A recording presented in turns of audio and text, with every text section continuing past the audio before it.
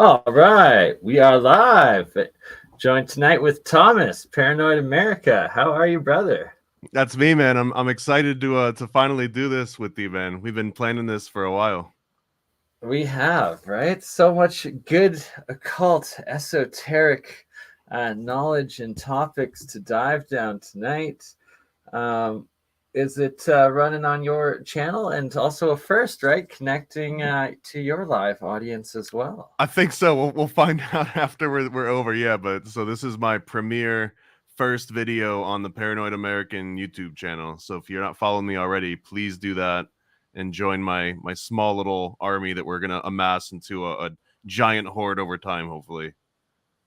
Exactly. And it appears we are live. I'm opening it up right now and I'm Sweet, about to man. share in the live chat. So everybody make sure you also go over to Paranoid America, give a like and a subscribe to Thomas. Thank you, guys. And Yeah. come on, there we go. Boom, you are live. Look at that, We're killing Christy. it, man. It's a new era. Oh, and Roosevelt Suarez, you already got several people, 4 likes, 4 watching. Right, we're I good. love you guys. This is great, man. What a great way to start a Friday. Right? Oh, it is Friday and going into Friday, so it's weekend. By the time we're done, it'll be Friday. So happy Friday. Exactly. The long weekend. Here we go. In the live, there is Thomas's channel. Make sure you go and check it out and give a like and subscribe. Boom, right there, right there, right there. Already following. Look at that. Boom. I love you guys, man. We'll make it worth your while. Trust me. Right, you always do. And so we before we went live, we were trying to load up some artwork and turn a little bit of art that I have from my clothing line back in the day. I think you said this one. And send it over, and now you're going to put it into some AI at some point. Yeah, we'll mess around with that. I've got it loaded up. But before we get into all the high tech computer nerd stuff, I don't want to lose everybody.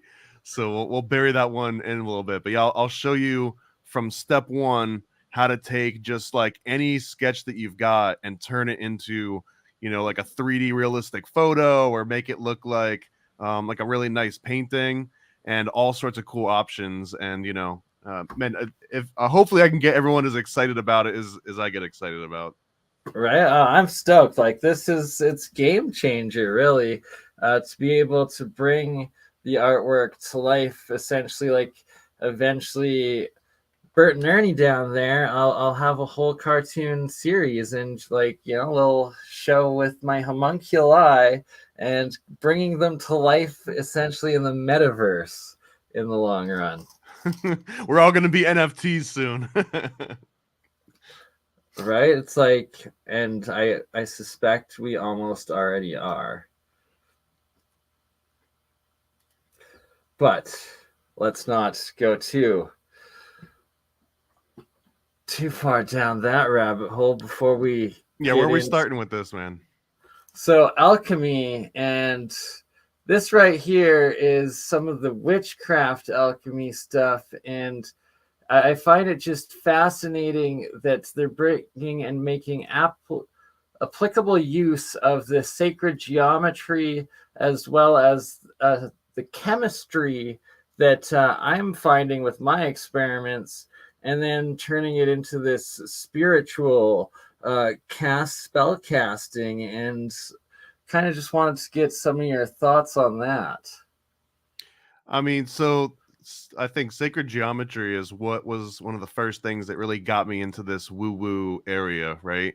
And it's because I really do believe this, and it's something that you just kind of realize over time, but these are just patterns that, ancients have been seeing, and it's a pattern that doesn't just happen visually. It happens vibrationally, it happens through sound, it happens through, like, I even saw you had like cooking or something was in this little sheet here.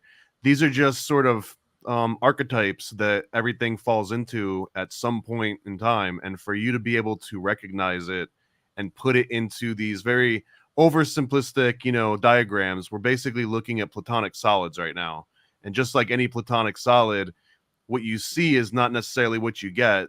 So there's a perfect version of a triangle, right? That the triangle at the top. Well, that triangle, in that amount of perfection, doesn't really exist in the material world as we can perceive it, but it does exist as a template and an archetype and things that try to, basically fit into that mold. Like things follow that as the plan. And I think that if you extrapolate that just one level higher, you get these weird cymatic patterns and these like complicated geometrics, sacred sort of emblems. But all these are just showing you here's the ideal template that you might want to strive to fit inside. But I also feel it's really important to never get caught up in, and I have to like match this exactly. It definitely helps to get very close to it, like you were describing before. I don't want to share too much, but you've got an experiment, and if it's off by just like a fraction of a frequency, right, it does make all the difference in the world sometimes. So sometimes in those cases, it's important, but being able to recognize the patterns, some people think that it's woo-woo sacred geometry, but it really is just you're observing some kind of universal language. And here's those platonic solids, right? So here's perfection in an abstract form. And see, what I've found is connecting these platonic solids, and that what the ancients knew is that these are the shapes of crystallization and matter and of a solid form, and thus also energy and dimensional energy. And when combining it with Walter Russell's octave vortex-based periodic table and other octave arch periodic tables, it takes the understanding of just creation, the universe, and what is solid matter and energy to just breathtaking levels of possibility, really. Well, and we're so spoiled too, because you had that picture of, like, for example, the dodecahedron. You look at it now and you're like, yeah, I think maybe I remember seeing that in geometry class, and maybe I slept through some, lecture on that particular shape. And it's got those cool little 5-star flower-looking petals. That dodecahedron was such a coveted secret that people died over revealing that. I believe that the Pythagoreans, that was one of the secrets that they were supposed to take to their grave. And there's a funny stories, but I can't remember the guy's name, but one of the students of Pythagoras was rumored. One example is that he was trying to explain the square root of 2 as this irrational number, the square root of 1. And so there's some stories that Pythagoras drowned him because he was like, no, there's no such thing as irrational numbers, you go away now. But the other versions of that story is that, and it seems more credible, is that he actually revealed the secrets of the dodecahedron to somebody outside of the Pythagoreans, and that's what got him killed. And I don't know if it's true. It might also be one of those like William Morgan affair situations where it's a story that gets planted to reinforce the seriousness of these oaths that you take. But also, maybe it is true, right? Maybe some dude actually got drowned because he told someone about the dodecahedron, whereas like now kids are sleeping through it in class. Exactly. But it's the full teaching, right? I bet it was it's not more just the shape. yeah, yeah. just the shape. And that it could even be so advanced, these sacred, like universal or metaphysical knowledges in their completion, that it could even lead to this lost Atlantean technology or universal portal technology. Who knows? But Bob Greenier at the Martin Fleischmann Memorial Project, I'm not sure if you are aware of his work, but I'm not. He's the one of the top physicists and academics in actual cold fusion and EVO, exotic vacuum object research, development, plasma fusion, and all of that. Okay. And he's recently a huge inspiration to me and whatnot. And that he has been decoding the pyramids and some of the basalt within it and the different anomalies and proving this super advanced technology that has been used and the evidence of it. And it's these brand new streams he's been doing. His latest one was earlier today. And that it's putting forward more of this theory of this lost Atlantean higher civilization technology that was these pyramid builders around the earth before the mad cataclysm of the Younger Dryas event, whatever it was, and that there is actual catastrophism and like these downfalls of man, golden ages. And now science seems to be actually proving this as well, where before this sort of speak was referred to as occult or esoteric. What are your thoughts on this, Tom? I think we're of like mind here, man. Like we could just pass the ball back and forth, but in my mind, modern day alchemy is probably the closest thing that we've got to, like a veiled description of fusion, whether it's cold fusion or another example. I don't think I've brought this up before on another chat, but when I was at Disney, we would get contracted by other companies that just wanted like that Disney touch to do some kind of animations and stuff. And one of those companies was called Superwave Fusion, and they had a version of cold fusion that they were working on. And I went into it thinking like, oh, this is woo-woo. This is just like some kind of pseudo scientific. The amount of money and research and actual, scientists and lab coats and actual laboratories that were working on this and were 100% convinced it was all real. And then we had to make the animation that would explain it in a very easy to understand and digest form. And through doing that, I was like, man, I just realized how little I know and how much I thought, I knew versus all of this. And over the last You're 10 gonna years, have to man, send me links to that after the I will. show. I looked it up That's recently, and it didn't look huge. like either they went underground or something else happened or they ran out of funding, but it was a huge operation out of Israel, I think. Um, Really? No, they and often are out of and one of Israel. the things that I've learned too over the last 10 years specifically is so much of the technology that we've got now that we think is so far ahead of time, it only could have happened in the in our lifetimes. It's very just like smaller versions of crude technology that's been around since forever. And most of that technology is rediscovered technology. It's not like someone sat down and invented, binary system for the first time ever. They just happened to know Right? how to make it very small and make it run a little bit faster and more efficiently than before. But all of these ciphers and encodings and patterns have existed since forever. So I think that this modern day version of what we're talking about, occultism and esotericism, it's really just like a new rediscovery of these old formulas that, people, we lost because we laughed. You know what I mean? We lost them because we didn't respect them. And now we're starting to realize that maybe they were onto something. Maybe those thousands of years of people focusing on the same topics over and over, maybe there was something to that. That is absolutely amazingly put, brother. Like, bravo in those words, because that is the truth. And like, it's so advanced, yet we've laughed at it and mocked at it for 100 years now, while we've been stuck in this one paradigm going just digital meta, losing ourselves in the physicality and away from the spiritual soul in the West. And we've had it all before. And that in all of my claims, I never claim to, I've discovered this new cold fusion thing. It's like, no, I've rediscovered Sir Isaac Newton's cold fusion. I've rediscovered this alchemy cold fusion and this advanced, ancient, lost technology and understanding.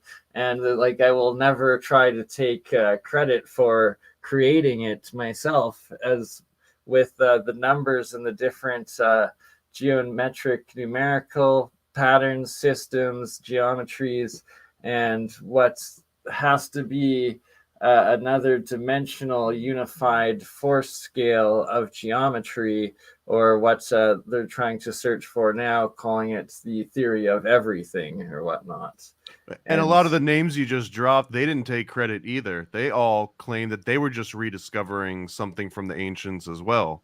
And I imagine, I don't know, but even the first person to discover the Fibonacci sequence or the golden spiral or any right, of these universal principles, I find it hard to believe that they're like, oh, I did that. I made that. I created the yeah, golden ratio. Fibonacci did not want it to be called the Fibonacci spiral, right? Oh, that's funny.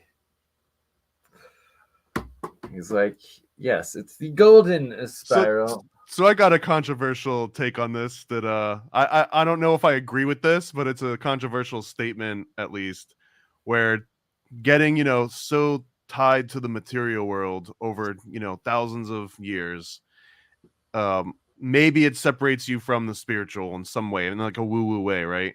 But what about getting entwined with technology? Like, is that not kind of helping us step back away from the material realm? But is it stepping like away from the material realm in the right direction, or are we like going even farther away from the soul in the process?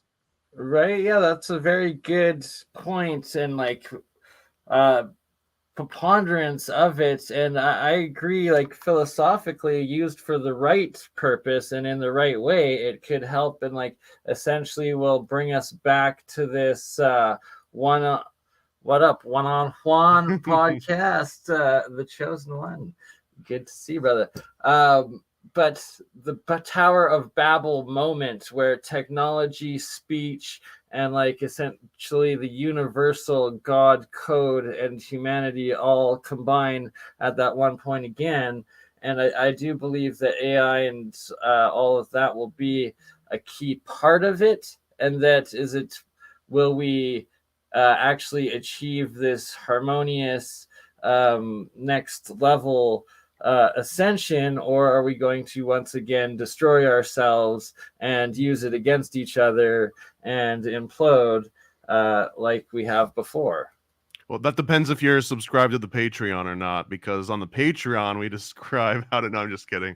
But I think that there will. Like, I always wonder, the Tower of Babel, right? Did it take out everyone, or was it one of those like Titanic Twin Tower situations where the dudes that knew didn't show up to the tower that day, right? They were like, "Honey, I feel like not going into the Tower of Babel today. I'm not feeling great."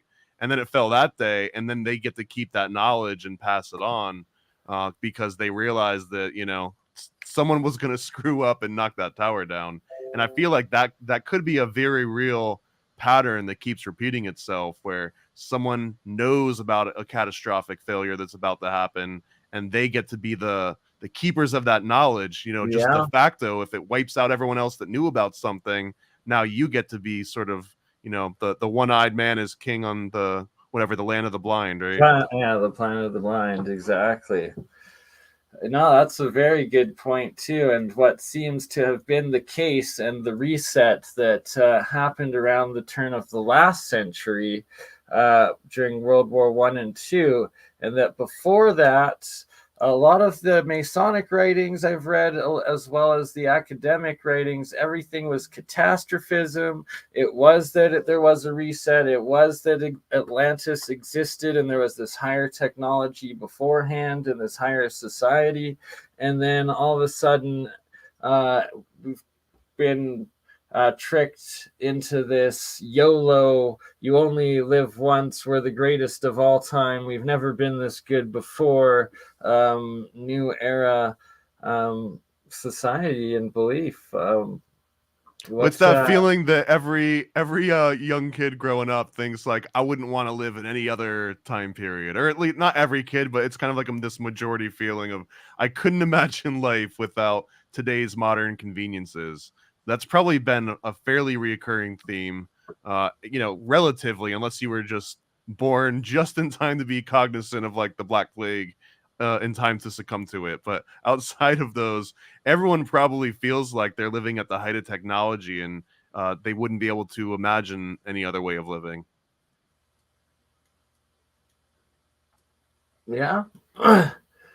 Because, God, it would suck to be in one of the down cycles, right? Like, Would you know though? Because if you didn't have more than a generation of context, it never really yeah. would seem like a down cycle unless you had some kind of, like omnipotent or omniscient style perspective. Which how could you? What do you think of this Sumerian tablet? Does that look pretty Star Trek-esque, or what is going on here? Have you ever tried teaching yourself to read Sumerian I have not, in but cuneiform? my friend Charlie C just got Chat GPT-4, and we're going to be giving him some different tablets and texts, both from the ones like in the Mid East, like this one that are authenticated, as well as a lot of the golden tablets from the Illinois cave, the Burroughs cave. I want to get some of the Crespi collection ones as well, and see if AI can read them or translate them, and thus kind of help verify their authenticity. Can we And trust it though? Like, cause of course not on the first ones, but like it's an experiment, right? right? And then No, of course.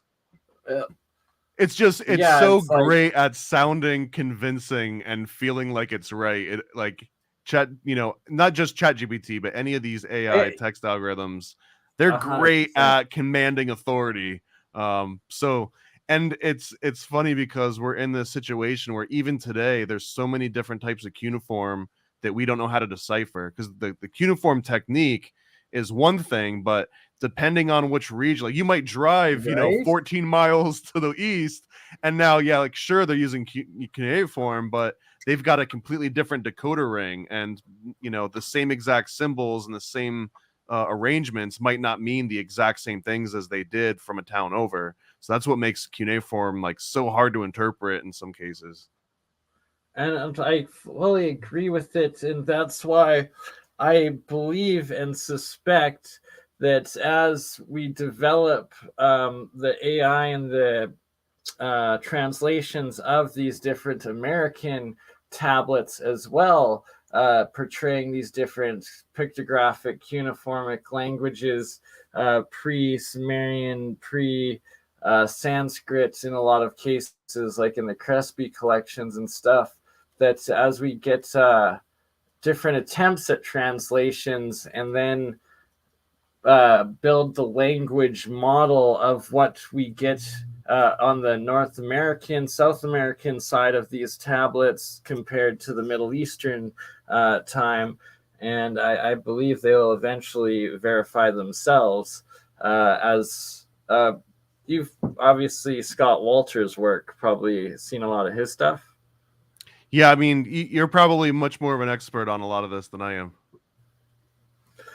am. Yeah, but he does on America Unearthed and stuff. But he goes on Leak Project with Rex a lot and stuff. But of verifying through the geology and then connecting with linguistics back in like Norway and Sweden and stuff of the runic languages on the tablets that they've gotten, I believe, in Michigan and stuff like that, and that they're popping up all over. And I know when the 1 year that I spent as a brother in a Masonic lodge, that I would often bring these topics up to the fellow brothers, and everybody is always fascinated in it. And that it's the belief that and understanding now that Moses and was it Imhotep, or the pharaoh that changed to a monopolar dynasty or religion in Egypt and then like left Egypt. It was the same as Moses or something, and he took the technology out of the pyramid and out of the Egypt dynasty, being the, why can I not think of the word? What and I wanted to point out too that like according to some sources, it was the same person, but I would posit that we're talking about the same archetype, right? We're talking about Yeah, that same cymatic pattern. It might not have been the exact same, skin cells type of person, but it might have been the same person and that same concept of, someone fit back into that pattern and rediscovered a way of living. fair. What do you make of the We got to seals? get into the Mason thing a little bit, man, because I don't want Yes, to we leave that do. one on the side. So you mentioned that you were a Mason for a year, and then you started telling me that part of that was that you just made it to entered apprentice, essentially. So you didn't get into fellowcraft and master Mason. So first of all, like most people are always asking me this, right? But I want to know, like, what made you want to join the Masons? And because like it's not like they come to your door and knock on the door. That's actually No, you been have to seek it prohibited. out yourself, and Right. So it what were was you doing? Were you just like on the way home from like a movie and you're like, hey, there's a lodge, maybe I should join? Or was it something that you had contemplated for a while and then ended up trying? no, my buddy, one of my good friends' dad's a Scottish guy, was Scottish Freemason, and so I'm like, yeah, he's a decent enough guy, and definitely not evil. He's got a good job, it's cool.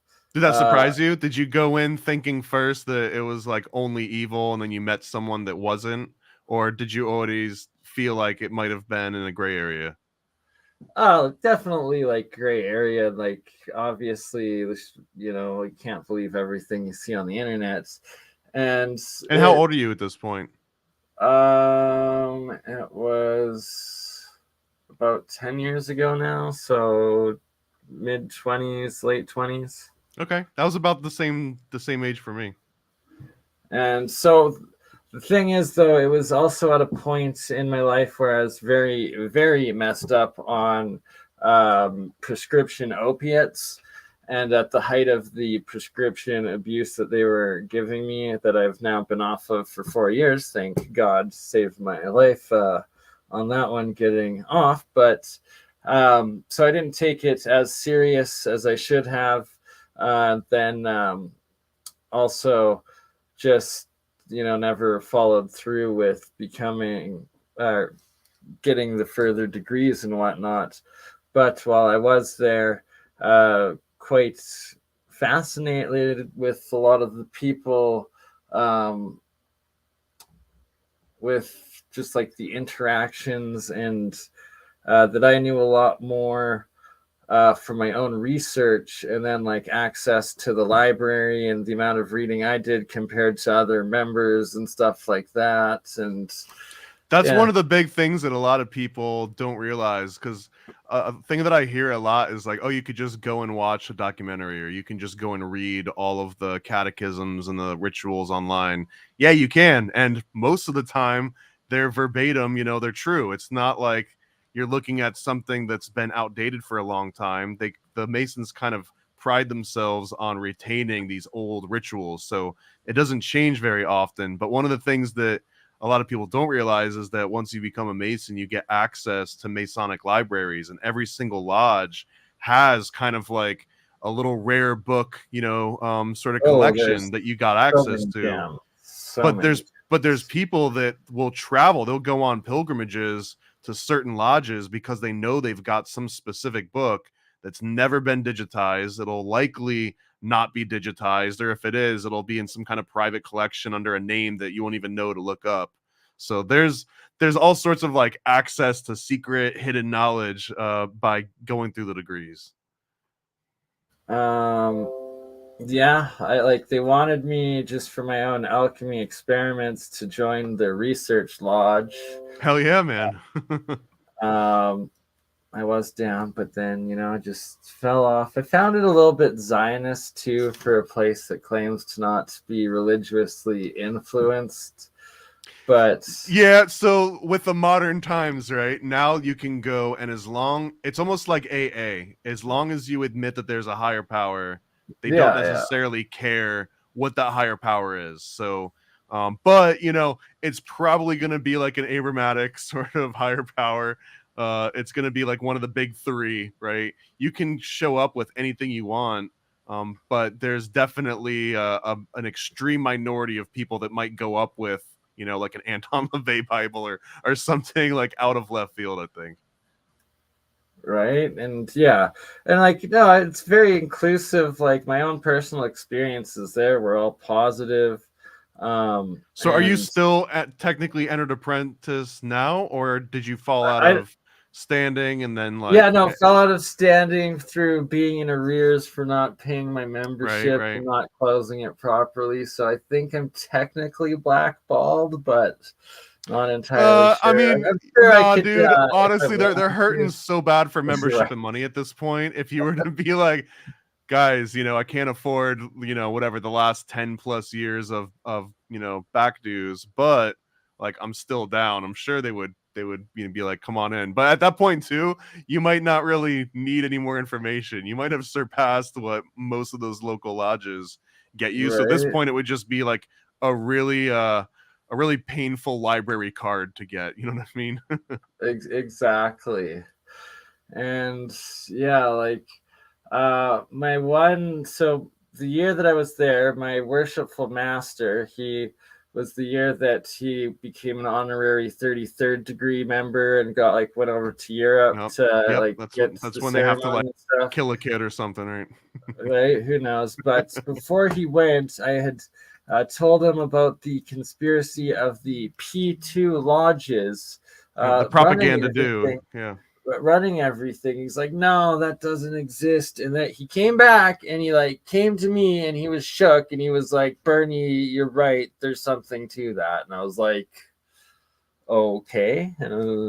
Well, they were supposed to have been officially disbanded in like 1986 or something, but what it represents though, and I think this is where Masonry gets most of the deserved flack, is that just like these cymatics and these archetypes and these Platonic ideals that we've been talking about, Freemasonry represents this structure that can be very easily applied to get power and authority over almost any sort of culture. So, for example, when the Bavarian Illuminati decided they wanted to get more power, they just infiltrated the Freemasons because they realized, hey, if we just get the worshipful master of a lodge, then technically we got that whole lodge under our wing, and they don't even have to know about it. And that sort of thing can yeah, still happen. So that P2 lodge, right? All you got to do is get some of the kind of like head masons at that particular lodge, and if the people at that lodge, like the lodge here in Orlando, right? It's pretty much like the tax collector, and there's like commissioners in there, and there's comptrollers, and you know there are big players in these lodges. So if you were able to basically corrupt one at that very high level, yeah, you can do some absolute damage. And I can only imagine that if the propaganda do had the amount of international influence that they were purported to have had, because it was like a financial scheme they were running, I think. So I mean, when you've got money and you've got power and you've got corruption, I mean that's a nice little concoction to do some real damage.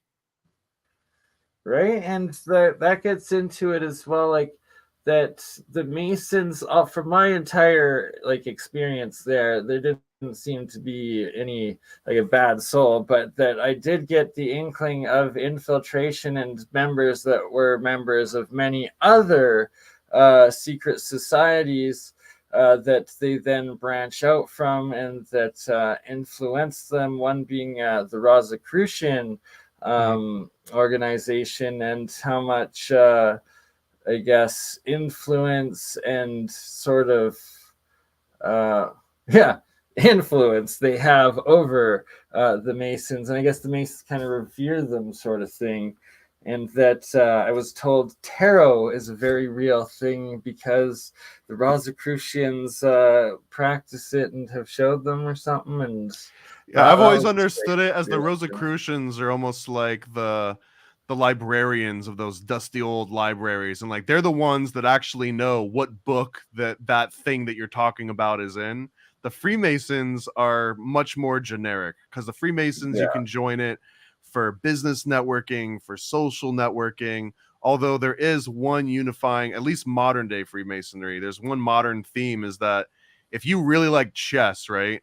you're not going to just go to like a random business or like a random public place and then just hope there's another person that really likes chess that's like down to play chess at that moment, right? It's such a rare and niche thing for you to expect. So Freemasonry, it's kind of like joining a chess club, but instead of everyone loving chess, everyone It's loves like old arcane books and, you know, esoteric teachings. And it's hard to find an in-group person, you know, like a real life meet space sort of club that is interested in those kind of things that exist outside of, say, like a Dungeon and Dragons collective. yeah, it's like halfway between that and like a giant business social club. Absolutely. And honestly, at this point too, a lot of people see masonry as an extra sort of like life insurance slash retirement policy, because if you've been in it long enough, they've got Masonic retirement homes, and And Masons do and they truly. do us so much good, like through the actual social programs and like fundraisers and stuff like that. Like they actually do a lot of that. That's something I experienced through the lodge, is that they do actually put a lot of money and care Well, back good and into like bad. people. Good and bad, because here's where the conspiracy theorist in me comes out, and that's that the Scottish Rite also is an example of where a lot of that early schizophrenia research, electroshock therapy, you know, pumping kids full of amphetamine and drugs, and the discovery of SSRIs, all this also comes directly from the Scottish Rite funding in the 1930s. But it's because they decided that they were going to take all this money and power and start focusing on something that they thought was going to be this like next quantum leap for humankind, and that was going to be understanding the brain. And their version of how do we understand the brain was going to be how do we understand what schizophrenia and dementia is. And that's where they started. And man, that amount of research basically turned into MK Ultra, basically turned into everything that we have now as like a travesty on the human mind. It kind of came from that well-intentioned funding. So there's a plus and a minus to all that. And I also want to note that a lot of those charitable acts of Freemasonry today, right? So you're talking about like the Scottish Rite helps children. They've got like a children's hospital. The Shriners have another version. There's even like a Masonic medical research center. They discovered something called the M cell, which is named after the Masonic cell that exists in the heart. But all of these things, in my mind, controversial. They're a little bit of a PR campaign, because if you go back, not even that far, 50, 60 years, there really wasn't any sort of public outreach, you know, philanthropic organization of the Masons. They really were kind of like for themselves. It was like a little trade union that would guarantee that you could get a job if you wanted to move cities or states.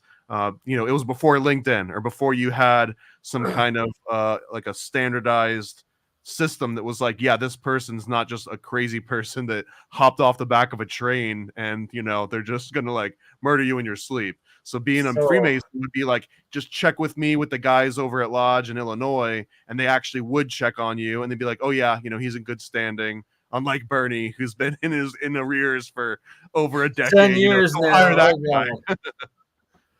no. And so I gotta say, from my experience, it's like I never made it past that first degree. I kind of always like, I do eventually, I think, plan on like going back and getting to the third degree. Although it's like I do have some, I don't know, but it might. I just don't know. But It's mixed, man. It's a mixed I bag. never made it to the third degree to make it behind that locked door where I saw peeping through a couple times some very You shiny know what's behind there crystals. is a freaking pizza party, dude. Oh, I've been. And you didn't Well, get it. You didn't get the pizza I party. didn't get the pizza party. No, just the What's dinner what state was afterwards. this, by the way? I'm in Canada.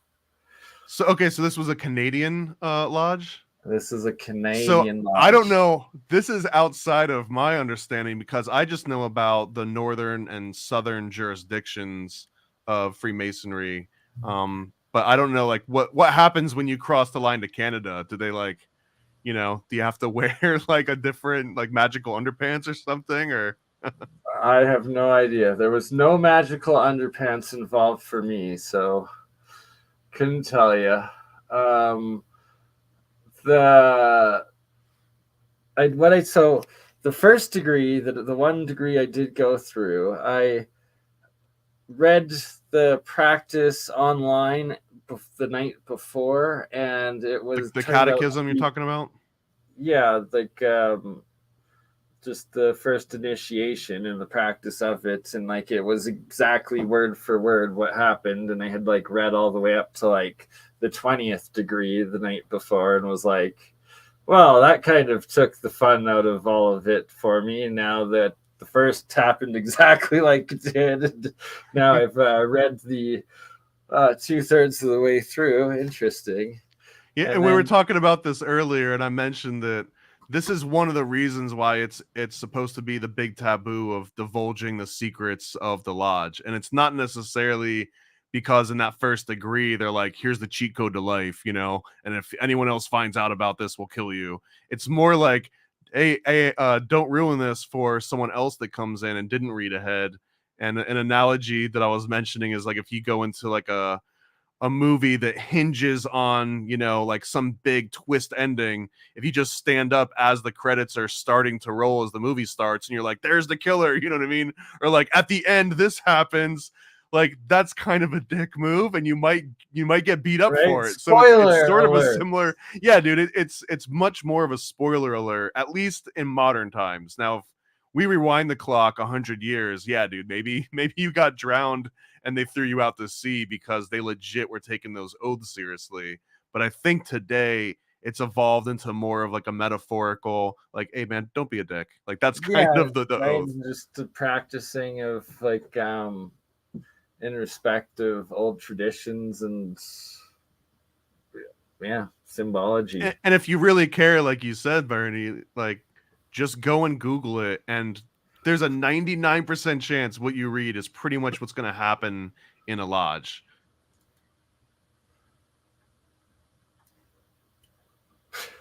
KY.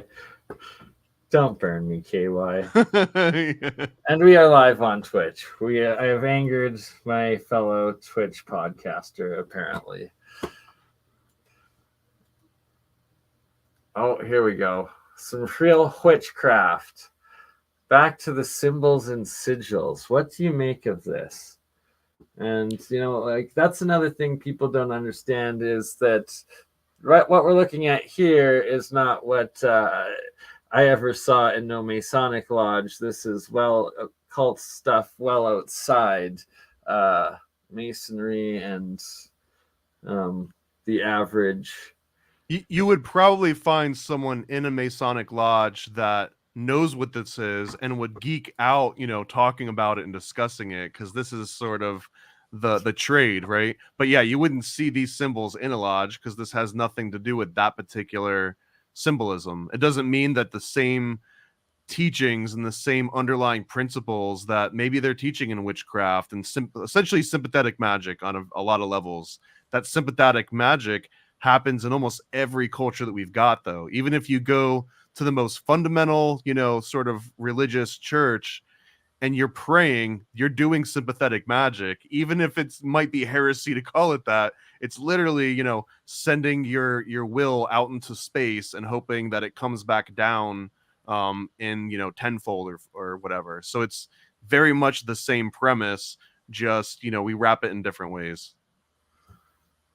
We're going to be joined pretty soon by my friend Jeremiah, a great engineer and also into understanding the occult. I put this schematic up his last time he saw it. He got really excited, so I'm just baiting him now. Where's this from? I randomly found it on Pinterest. Pinterest actually has amazing schematics if you just type in anti-gravity and free energy. Like there's mind-blowing shit that's just like so complex, so detailed, and so many of them. It's just like some of them, right? Oh, see, there he is. Well, you better hop on then there, JP.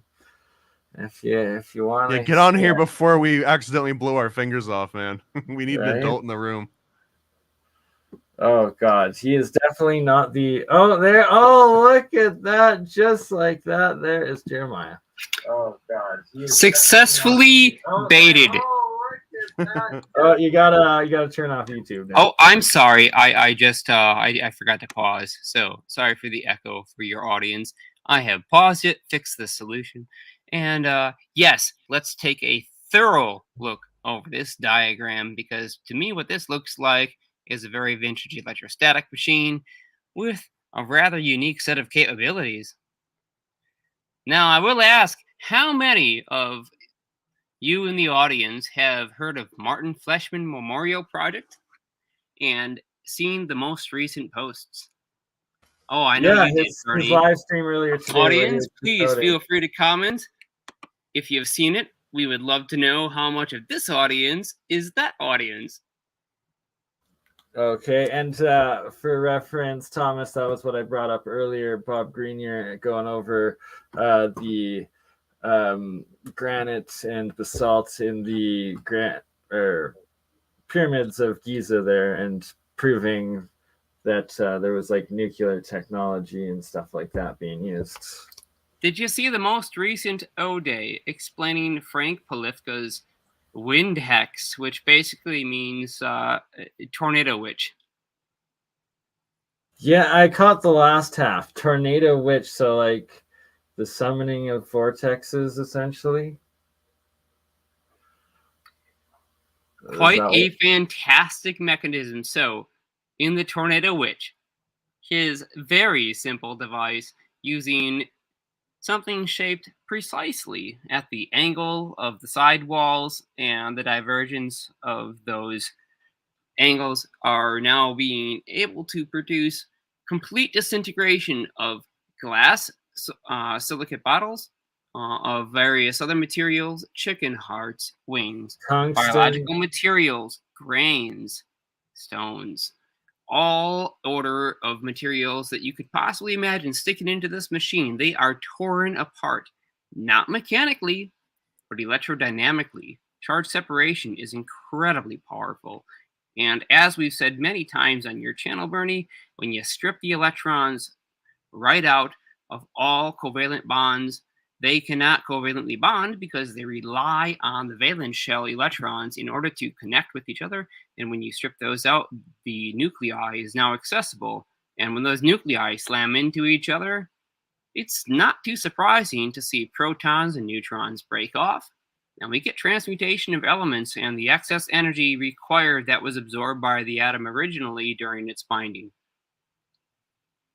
Now, you said chicken hearts. Are we talking about using anything we want as fuel? I'm using that as an extreme example, yeah, because you could stick literally anything in there. This guy is tossing soda bottles, glass bottles, cans, grain, hay, biological materials, anything into this machine.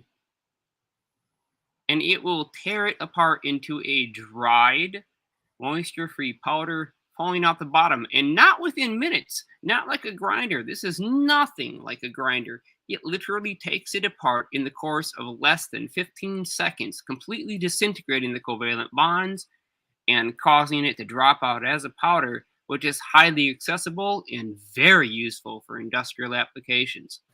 Okay, I missed that aspect of it. I saw a little bit of the powder stuff. So he showed that the vortex literally is tearing that into anything into that, like monatomic powder, essentially. It's not monoatomic. Not no, monoatomic. What it does is it strips the electrons out. Nanoparticle, material. So a funny thing happens on the way to the protons. You strip the electrons off, they're considered a barrier. You can consider the electron valence shell sort of like a shield. Like an ionosphere or something? In a manner of speaking, just like the Earth's ionosphere blocks high energy, positively charged solar particles, primarily being made of hydrogen, helium, and other materials. This would act in the same way, where the atom itself would have an electron valence shell blocking other extremely large amplitude electromagnetic perturbations from accessing the nuclei and causing a sufficient acceleration for those things to bombard each other. But if you get the electrons out of the way, well, the nuclei can actually slam into each other, and when they do, they tend to drop off pieces of themselves. If you strip one single proton out of a nuclei, its associated neutron, also equivalent to binding it, will also fall out. And it turns out that neither protons nor neutrons happen to be very stable when they're separated from the atom itself. This allows them to become other elements, transmutation, fundamentally. How do we turn something heavier than gold into gold? Well, we've got to strip off some protons and neutrons. Once we've done that, we have access to the first stage. And after that, we can now strip off more protons and neutrons and choose any lighter element that we want. But that's not where it ends. We can also combine protons and neutrons as long as we have the correct electric fields and the binding geometry, and produce heavier elements, which is not common, but also quite possible. It just takes a more complicated geometric field. And we're talking about adding, removing, sort of these electric elements. But I really firmly believe in this concept of like the seven seals, not in a biblical sense, but in the sense of that all of this can be described in at least 7 different contexts. So like before we were talking about Freemasonry, and their version of transmutation is essentially like taking like a normal human and making them better, like a normal man making good men better, I think is the way that they kind of phrase that. But that's that one sort of personal level version of this alchemical process. There's the actual version that we're describing too, where you can create gold and other sort of metals through this transmutation. And I think that there's also like a very chemical version, like for example, the process of creating like DMT out of ayahuasca. It involves sort of these same kind of steps where you're constantly adding something and then removing something and then adding something. Oh man, and I would love to something. comment on exactly that regarding ayahuasca and Demetri. Please do. But Sorry, I'm just on unfortunately, the phone I with my wife can't for a for legal second. reasons. I will tell you this. It's far simpler than one might think. Oh yeah, I mean, you go to the pool store and you basically raise the pH, lower the pH, raise the pH, lower the pH, and then after you do that enough times, bam, you've got the alchemical gold, essentially, the magnum opus. Right, you've got it. So we played around with monoatomics and quite a bit involving electrogravity and unbalanced kinetic momentum. Generally, we're still stuck on a very old physics format that all forces must be equivalent. The vacuum or the scalar potentials and the electromagnetic potentials, which are measured in the form of, in terms of the refractive index, permittivity and permeability. Permittivity is your electric polarization. Permeability is your magnetic polarization. And we can stress that magnetic polarization to form even more complicated interactions. So unfortunately, it's not quite so, I guess, straightforward, but we can take apart matter. And matter is what? A quantity of how many protons and neutrons we have in any given individual nuclei. Of course, Right. they will and what then collect arrangement free they're in, right? electrons from the atmosphere or from any other source that they can gain in order to form what we would call an atom, which has a balanced number of electrons and protons and neutrons, so that we have a proper quantity which is self-stable. Nevertheless, if we have a differential, if we don't have enough electrons, the protons and neutrons are not self-stable. Just take a look at the physics that we have right now from particle accelerator data.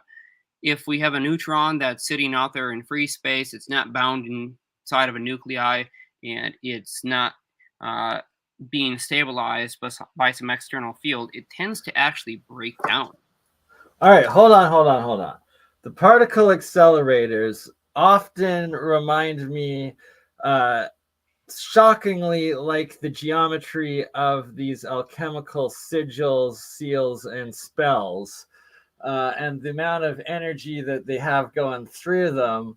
Is that in fact what they're doing? Are they opening up these crazy portals? Like, well, what's going on there? Well, what do you think? Well, a portal is an entirely different context that we can get into in the future. In the simplest format, though, let's just talk about transmutation. What's required to create the right conditions for nuclear transmutation?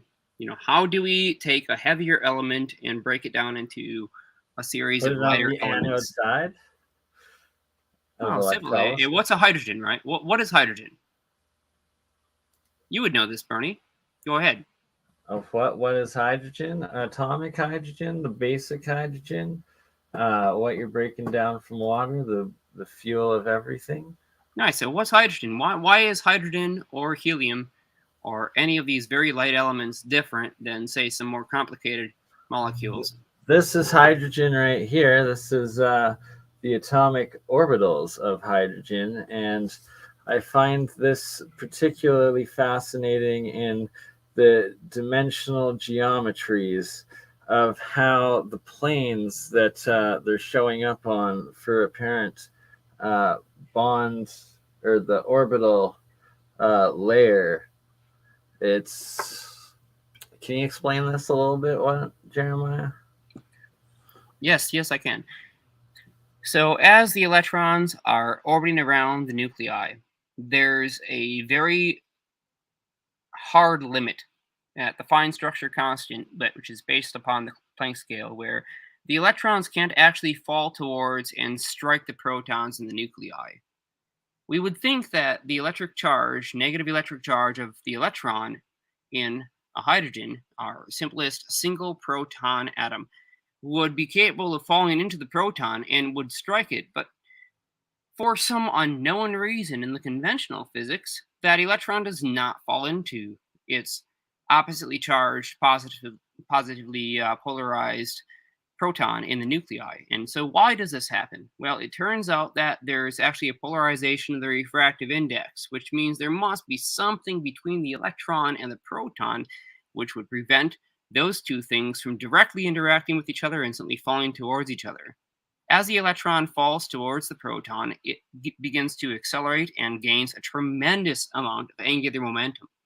At some point, the emission or the radiation of the electron pushing off its relativistically amplified geometric field of negative potential in the scalar refractive index, that is the permeativity of the vacuum space, is now radiating off more energy than would be required for it to not radiate off or hold in order to come in contact with the proton. And so it reaches a stability point at which it now is based on not only the proton and electron relationship, but also the vacuum refractive index. There's no reason for this to exist if we think that the vacuum is empty. But if the vacuum isn't empty, if it turns out to actually be filled with physical and realizable matter, such as positronium, as in a proton and neutron chasing each other, and we have trillions of these things in any given unit volume, those physically have to be repolarized, and their continuous radiation to the external environment of electromagnetic waves, which we would call gravity, aka mass, is exactly why the electron does not strike the proton and why it reaches an equilibrium point. You know, on a slightly macro level for this, Juan and I covered on Occult Book Club. There was a book called The Voyage to Cartesian, or The Cartesian Voyage, rather, and it described, man, it was written in the late 1600s, but they were describing this concept, which even to me, you know, 300 years later was like blowing my mind, where they describe how the absence of an actual vacuum, like there can't be a vacuum, and what Descartes was trying to describe was that everything in between, like me and you, or like if my two hands here, even though we know that there's like air, right, and there's oxygen particles and nitrogen particles and things, there's also outside of all of those, any other little space that you might think is space is taken up by what he just called orbs or balls, so that no matter what you're doing when you're moving around, like we're in a constant state of not solid matter, but like liquid, right? Like the air is a liquid, but not in this vacuous version that we kind of like see with our eyes and kind of feel. Like as I move my hand around, things are just constantly moving out of the way so that there's never a gap anywhere. Like there's always just everything is filled with something at all times, and there's really no such thing as a gap or a lack of something. It's such a weird concept, but he just described it as balls. You know what I mean? There's just balls everywhere. Man, very well said. And I would specify that although we end up getting a spherical distribution in the far field, which is the distance away from where the field interaction zones actually cohere with each other and create a net energy momentum, or in terms of our modern physics, we call it the energy momentum tensor. This is how much physical motion is encoded into any physical volume of space. But the physical motion isn't some abstract concept that has to do with the vacuum or the refractive index. Oh, hold on just a second. Babe, you've gotten a link. Please join. Yeah. Okay, thank you. All right, going on. So yes, we found out that it's not just simply this abstract concept of a completely empty vacuum, but it turns out that the only way we can account for the stress energy that's contained within any given volume of space at the Planck scale, which defines the fine structure constant, must be made of matter. And the fine example I can use to demonstrate this factually is even within particle accelerators, which bring particles to extraordinarily high damn near luminal velocities, or almost approaching velocity c of acceleration, that there's an arbitrary distance for a photon to travel from a photonic emitter like a laser source before it strikes some absent area of vacuum, which should be empty. And when it strikes that quote-unquote empty vacuum, for some reason at an arbitrary distance, the photon disappears. But what happens? Well, we end up getting a positron and an electron emission coming straight out of that region. And what angles do the positron and the electron have to each other? They're directly 180 degrees. They pop apart and physically separate directly opposite to each other with the velocity and equivalent energy of 1022 kiloelectron volts. This is how we know that they must have already existed in that space, meaning they weren't produced. They didn't suddenly come into existence out of nothing, but they were there. And this is how we can guarantee for sure that these particles permeate the entirety of the vacuum. There's no real logical explanation beyond accepting that they must have already been there. For some reason, physics doesn't like this idea. I guess it doesn't like an aether space completely filled with physical matter, which actually exists having its own mass, energy, and kinetic momentum and angular velocity. But we have to accept this because the data is compelling and it demands that we justify why an arbitrary value is observed. The universe is filled with everything, right? And nothing is empty. Well, not just everything, but it's filled specifically with something called positronium, which is a positron and an electron chasing each other, reaching the minimum distance, and no longer capable of actually falling into each other. They reach a stable point, they become invisible to the outside reference, and now we just simply consider them as part of the refractive index. So I can say this another way. Space is heavy. It has weight. The vacuum itself, absent of all physical measurable matter, has a physical weight that we can define. We call this the cosmological constant. Is positronium one of the ones that Walter Russell states is at the very top of his vortex-based periodic table? I think it's right next to hydrogen. I would love to answer that question, but I'm not sure if Walter realized the existence of this material. The only reason why I even know about this is because of a communication that had extended almost a year long with an individual who happened to work for the Skunk Works. Where's this research taking place for the most part right now? Is it spread throughout the world? Is it, concentrated in a certain country? It's concentrated amongst the internal operations of the world's major powers. It's not widespread across all nations, but most nations, including Russia, China, the United States, and quite a variety of others, have discovered this. And ironically, it was Tesla himself who had released the information and explained precisely how to perform these actions and get the outcome. But he didn't talk about these specific individual particles because Tesla had a problem with electrons and with these subatomic particles. He realized that these things were just field effects. And so I'm using the positron, the electron, the proton, and the neutron. The antiproton and the antineutron are 6 constituent parts of stable matter within this refractive index as reference points.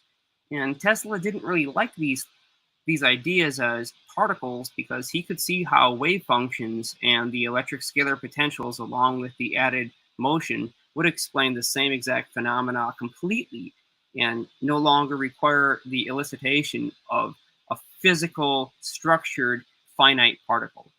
So there's no saying that the particle idea is correct or the wave function idea is correct. I couldn't tell you one way or the other. I can tell you, though, that the result of the experiments is exactly the same regardless of which model you choose.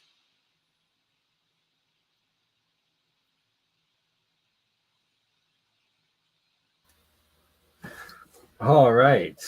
So, what do we make of this matter?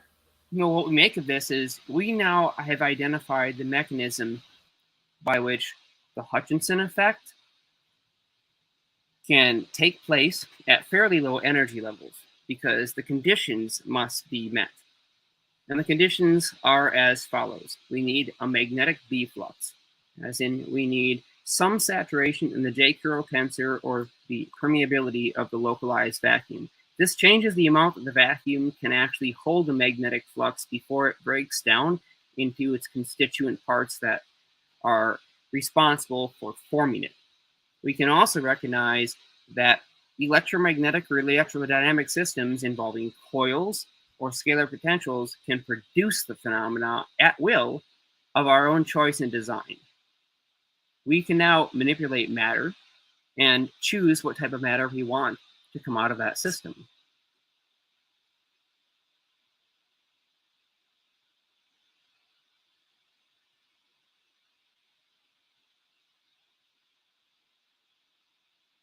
Bob Grenier has pretty much demonstrated this, I would say, conclusively. I've done it in my vacuum chamber on a multitude of occasions. We've even seen this strange phenomena without vacuum in normal atmospheric conditions using a catalyzed dielectric material as a liquid in Omasa, which is a Japanese company which uses vibration plates powered by piezoelectric transducers and a mechanical vibration to physically separate out water and produce other heavier elements and break down platinum into a various number of constituent particles and elements, including some that are heavier and some that are lighter.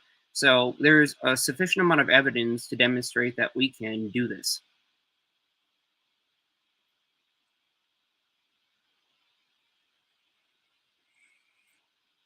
Right now, personally, I'm working on a system to optimize it, and I'm by no means the only one. I can at least reference 5 different people who are doing this, but I'll definitely mention Gerald, who has been working with this, Bob Grenier and his associates, which would be Hank Jarin, Corky, and a number of others, which have successfully witnessed this. Even Adam, or as he would call himself, Space Case Zero, has witnessed these same phenomena.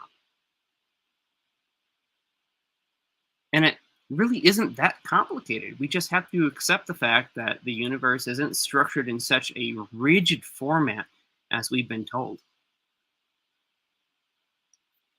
That's so dope. I'm loving it. As you're talking here, I'm just running some of BurnEye's sketches through a combination of stable diffusion and control net. I was telling you earlier before, BurnEye, that I don't have them all set up on this one. I just kind of have some minimum, but I've got this thing called a canny preprocessor inside control net. But you see all these options here. You can generate a depth map from anything that you want to feed into it and generate new artwork based on that depth map. They've got normal maps. The other big one is Scribble. I don't think I have Scribble set up on here, but I do have Canny. So you can see is the here's your original sketch here, right?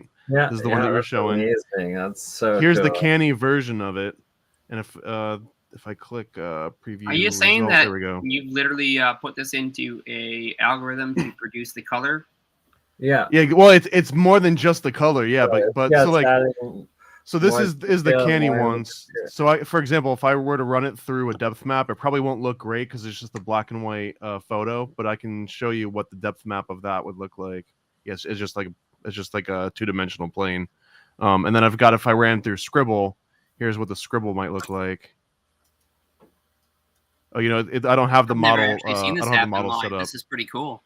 Right? So here on the canny model, gives you this little traced outline. It almost looks like a 1980s style like vector program on like an old Apple 2GS or does. something, right? It's It so does. cool.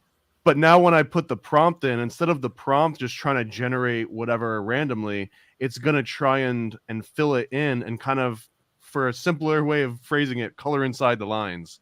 So now when the AI generates, it's gonna try and adhere to these kind of outlines. So that as I write, I'm trying to get something really realistic. So I'm typing like movie scene of a pyramid, cinematic, epic, realistic.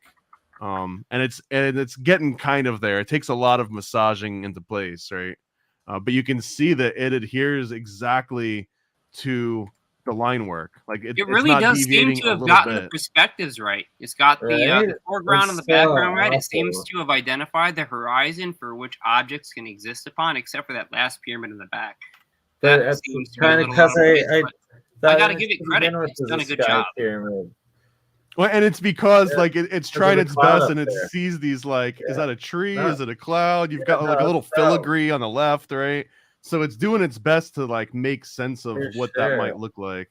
Oops. I would love if you could take, Mhm. GPT-4 or GPT-5 and have a little marker where you could stick it on one of those object inlines within the traced structure and tell it which piece is what. So you could have picked that thing floating in the sky beyond the horizon and up and above and said, "This is a cloud. Don't screw it up. It's not sand. It's not a pyramid." And then it would know to turn that into a cloud. You Unfortunately, I absolutely don't know if can. it's that developed yet. Oh, that it is developed. I forgot what it's called. It's called regional blocking or block regions. And essentially you can go in here and draw like a little mask and say like, this part is a pyramid and this is a cloud and this is the water. So as it goes through and it tries to make sense of the original image, you're giving it that extra little context. And some of them make it really simple so that you can basically draw like anything blue is sky and anything I put yellow is sand, and it'll correlate those colors with different regions of the image and do masking and everything automatically. May And I you can ask see you? here's the Z depth version. Yeah, go ahead. So I've not used GPT-4 or GPT-5. For some reason, I think I have some hack on my computer or maybe something else going on that I can't use the services. It automatically kicks it, says that I have exhausted the maximum number of my free options to render an image. And this happened the first time I ever used it. I have never been able to successfully render an image even with GPT-3. And we have 2 new versions out now that I have yet to use because my computer absolutely prevents me from doing it, which is why I'm very, very curious, since you seem to have the access to it.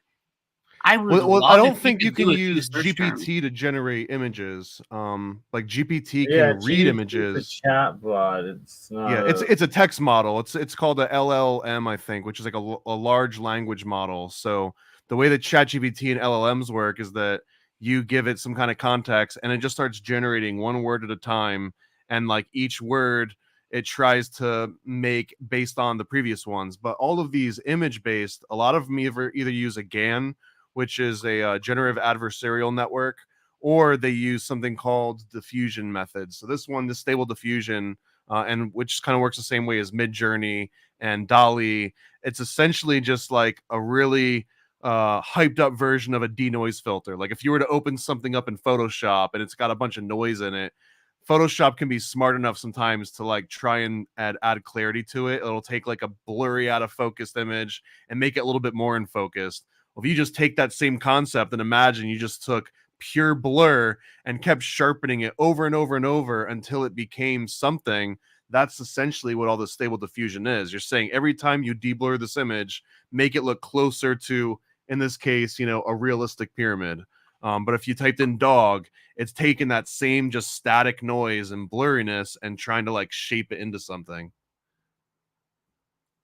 I like it. It's Well, like what I each would really one like to know is is, could you put in whole new text world. prompts and have it generate images dynamically without a visual prompt Yeah, previously that's what imposed? you do with like Dolly and some of the other programs. Yeah, so like for example, if I just disable this control net, it's going to stop trying to follow that layout. So now if I just run this again without anything to follow, now we actually have a truly, Salvador Dali style painting of a pyramid.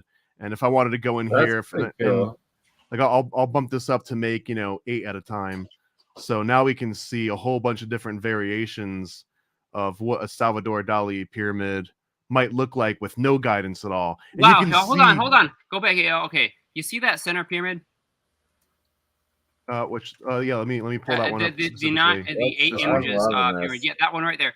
Is there? I would recommend that you capture that.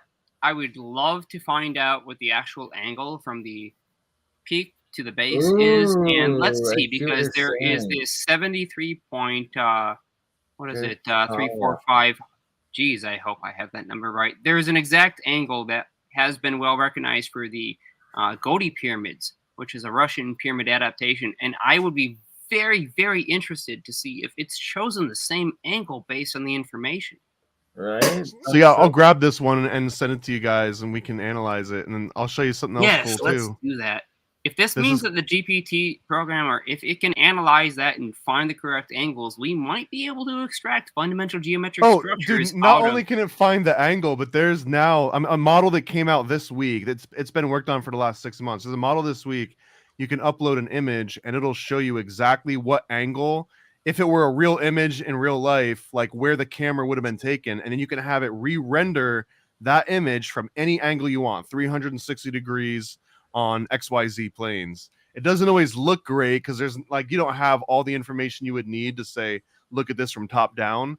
But it's kind of the same premise as those rear view cameras when you like start backing up in your car, where like it can kind of triangulate the position, and once it knows the angle and sort of the lens refraction, it can make like an amalgamation of what that would look like from some other perspective. It's absolutely wild, man.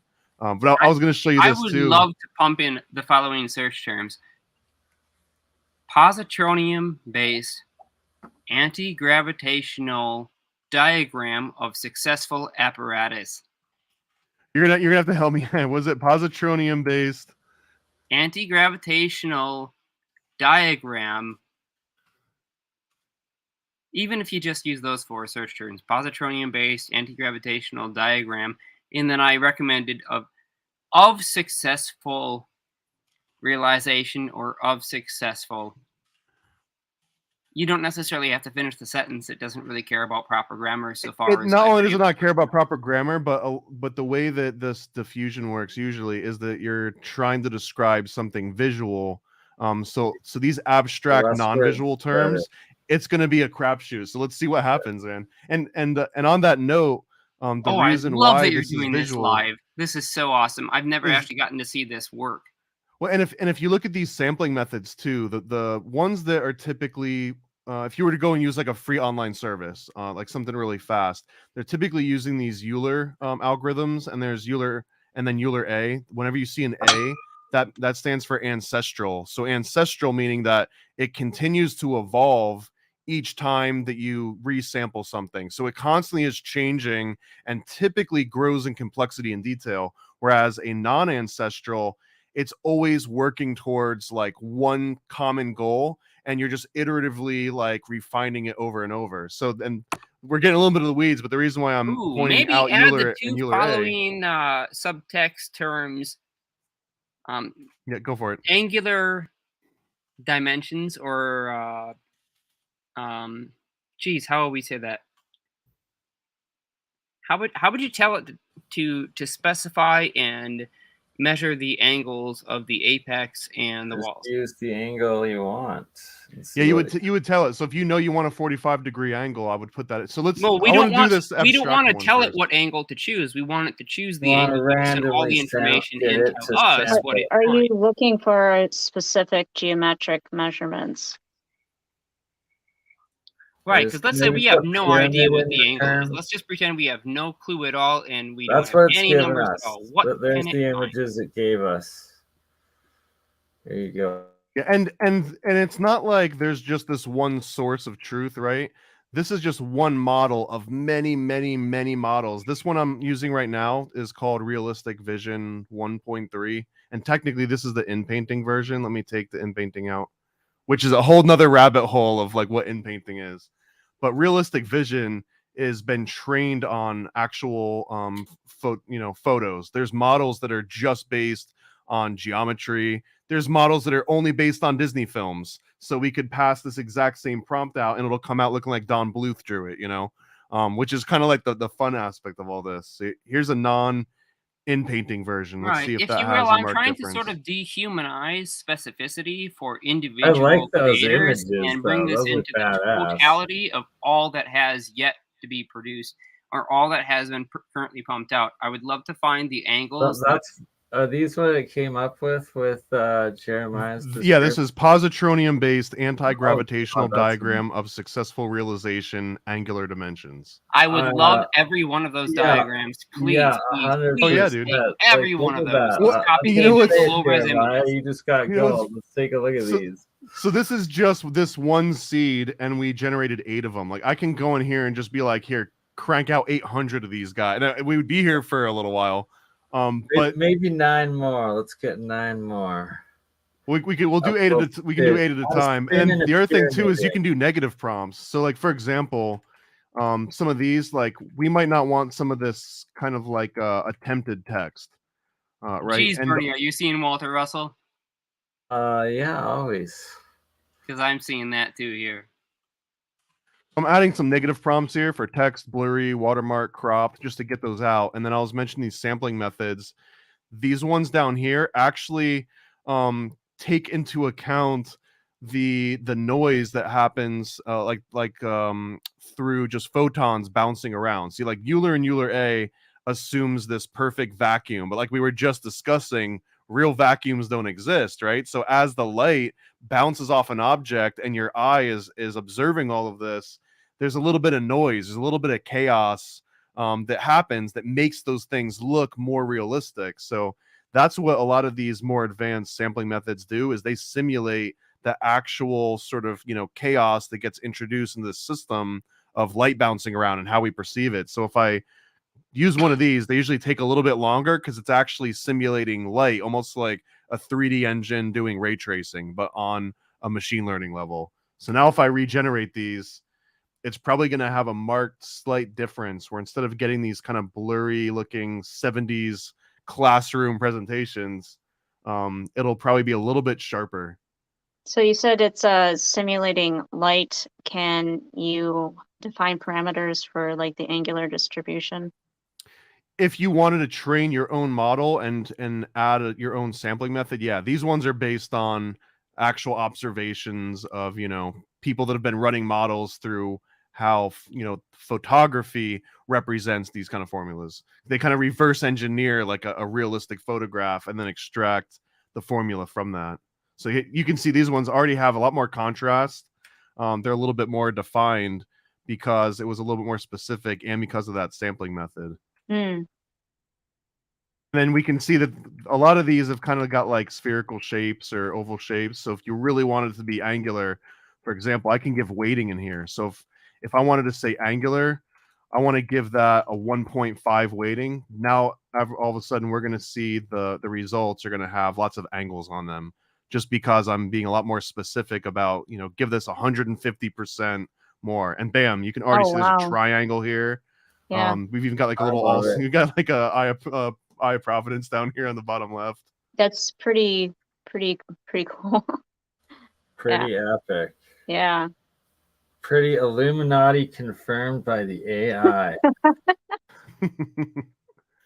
This is like not even the tip of the iceberg, man. This is just like the most basic versions of all this. You've got LoRa networks and hyper networks and textual embeddings and stuff. And again, we were just starting out with like this cool little canny drawing that you drew, right. or this pyramid drawing. Very So impressive. let's take that prompt, right? Positronium based anti-gravitational. Apply it to that and drawing. force it into this. And this is where the fun starts, right? Wow. So let's see. And we'll get 8 different versions of it on top of that. Beautiful. So wait, what's the string now? Positronium anti-gravity angular. It's positronium-based anti-gravitational diagram of a successful realization with angular dimensions. Oh boy. And then I've got some negatives here. So, and then here's what we're getting on the other end of that. They're almost done cooking.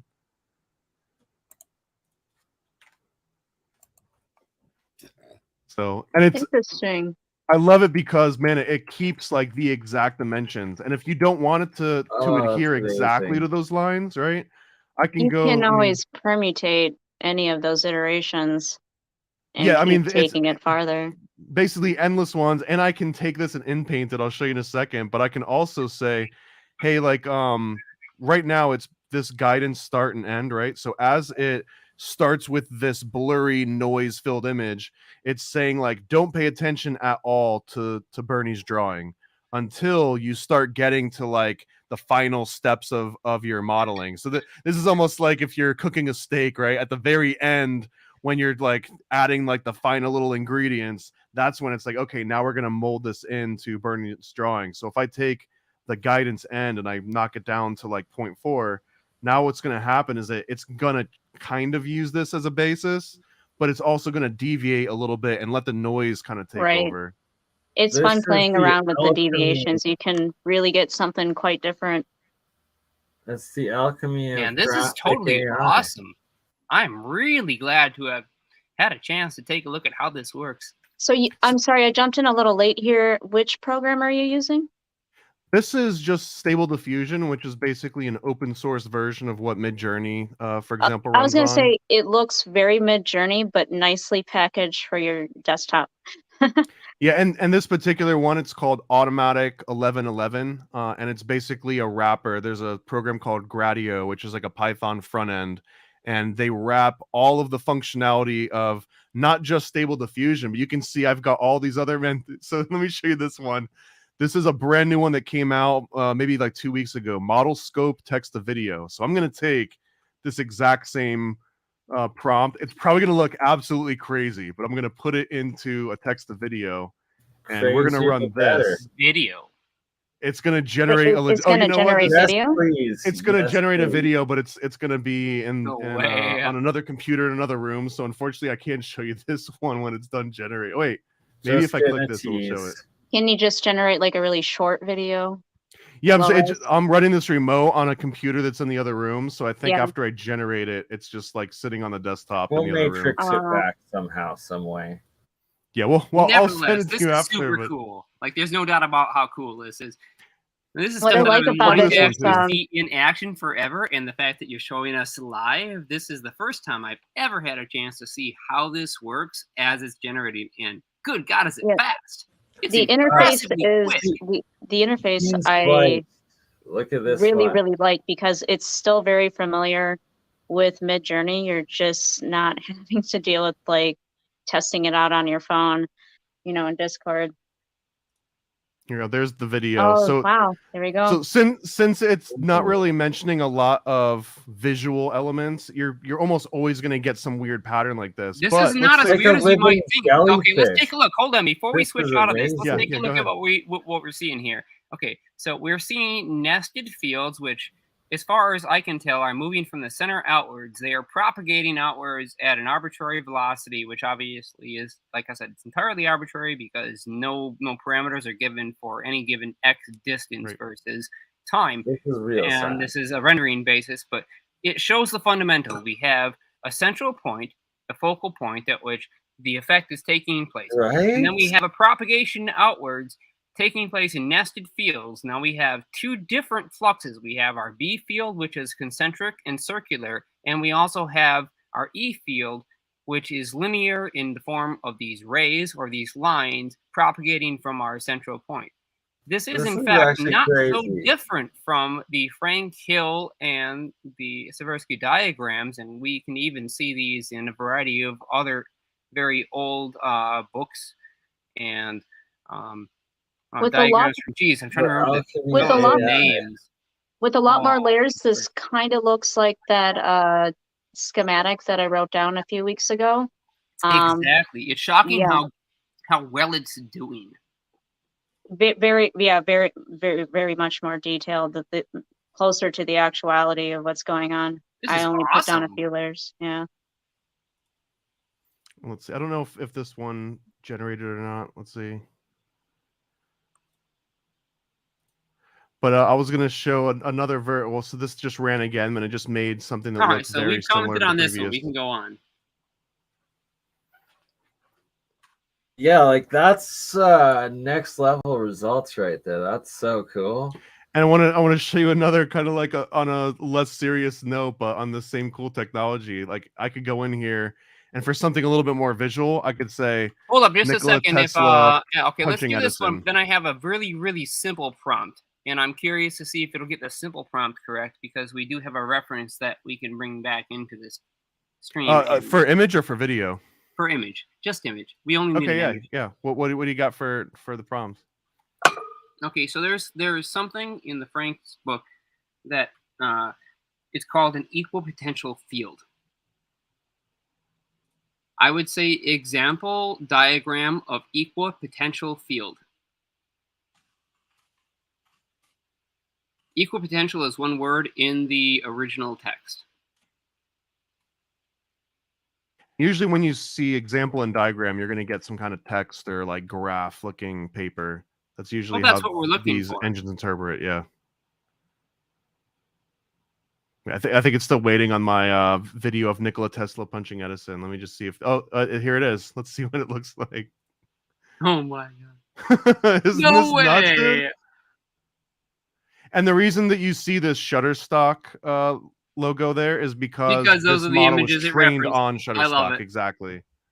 No, this is great. This is absolutely it's so smart. Look, it even has the film grain. Like you can see like the little imperfections of the film that it was not filmed on because it's not real. It didn't exist before I clicked this button just a few seconds ago. Now, I'm sorry for those who are saying this isn't humanly accurate enough, because this is fucking awesome. Well, if you compare what Midjourney looked like 1 year ago from today, and now look at the new version 5 that they just came out with, that exact same progression is going to happen with that silly non-human looking video. In a year from now, you're going to be watching Netflix and not realize that it's being generated like 5 seconds before you're watching it. That's a little bit hyperbolic, but I really do think that's kind of where it's headed. Right? Like if you get prompts about specific scientist names, will it try to cater within those scientist names? If it knows about them, and if it doesn't, you can train them who those scientists look like. I might have actually destroyed something. I'm getting a weird error now. I might have sent it too many commands at once. Let me try it one more time. Or it doesn't like what I'm doing to it. Universe right now. Yeah, I've just ripped a hole somewhere in time space, and it's catching up. Yeah, in space time, it's happening live. But I do have a backup, believe it or not. So let me run it on my backup. This one runs a little bit slower, but here's the example diagram of an equal potential field, and we'll run it at 768 here. And you can see it exactly as described. It starts with kind of blurs. Book. I mean, that first image, that looks sort of like, papyrus paper. It's almost identical to that's the original the diffusion. First page of the book looks like. So I'll point that out. It got that part right. So there's the first one that it came out with. This is what it's looking. You can see that it tried to even spell out the word equal potential. It didn't quite get it, but it tried to. I'm going to pull this up so that you can see it. Just give me a minute. I've got to go through this, and it's going to take a little bit because my computer is kind of maxed out here. I have a better computer, but I'm using my older computer because I don't need the hacking BS that happens 100% of the time when I introduce a new digital device to the internet and talk about these topics. It usually happens within 24 hours and it gets hacked to hell. Yeah, I definitely hosed one of these, so the fun came to an end on one of them. This is amazing, brother. This is fun. This is awesome. I mean, this is what we should be doing, because we're going to discover the secrets of the universe if we can only understand how all of these individuated parts come together. And welcome, Ben Boddison. Odin's Alchemy, good to have you on again, my friend. Hail. Yeah, I come in right when you're talking computery stuff, which I'm the worst at. Go ahead, Perry. What were you going to say? Thomas, do you know Ben and Odin's Alchemy? Yeah, absolutely, man. We've done a couple shows together. It's good to see you again, man. The beard is looking glorious as ever. Thank you. Yours is also. Yours is also. I was supposed to be on one-on-one podcast, actually, on a whole thing with it, and I one of the few times in my adult life I've had a dream, and I dreamt that we had the podcast, and I don't even know if Thomas was supposed to be on it that day or not, but Thomas was on it in my dream, and it was the most excellent podcast. Yeah, it might have actually happened, right? We just don't get to experience it in the meat realm. Right. And I was like, it was such a good show, and I was all happy about it. And then Juan never posted it, and for like a week and a half, and finally I'm like, you're getting mad at him, and then find out it didn't happen in this world. Yeah, and I'm like, dude, like, what's up with that show? And he's like, we never recorded it. Now. He's like, you never showed up. I'm like, what the fuck? Yeah. Let's see, what do we got here? McGraw-Hill Book Company Incorporated. And let's try to find this. Charles Proteus Steinmetz. This is where this information is coming from. And I'm going to scroll down, find the image, and then I will share screen. Electric field in circuit, and I need to find the equipotential field. So we have the electric field distribution. We have the magnetic field distribution. So we have our electric scalar potential. We have our magnetic curl vector, and now we need to combine these two in their localized refractive index modification. I must find this diagram. So I'm scrolling through it now. I'm not even looking at what's on the screen, so I apologize if I can't see. I love that name I just saw. It said the Science of God. So I'm going to generate a bunch of those that say Science of God and see what that comes up with. That's a good prompt. It really is. Absolutely. And this is the creation of all matter and the universe as we know it. These are where the field forces and the phase conjugate construction of matter are growing from. They are compound and what's the word for effects that come from the phase conjugation of a multitude of different parameters? I'm forgetting the name. Did you just generate these? Yeah. Yeah, just now as we're talking. This is live. He's just going to be asking the prompt afterwards. Is that text? Is that text like spellings? Do you see some of the spellings it's coming up with? It's almost readable. It's really close. Like this one says. Oh man, wouldn't that be wild? Yeah. Way too cool.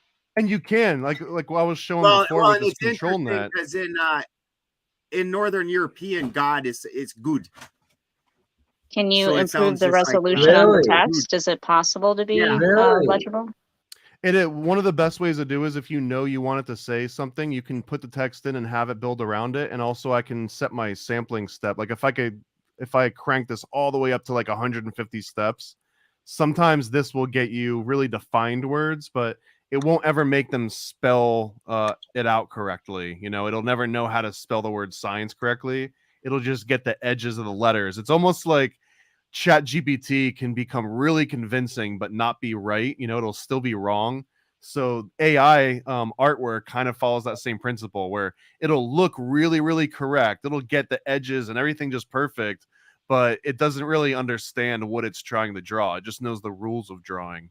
So here, this is about as many steps as you can give most of these images, unless you start doing all kinds of like customization to it. And you can see it took a little bit longer to generate these 8, but now these ones are going to be about as highly detailed as this particular Euler-A method is capable of doing. So let's see what the difference.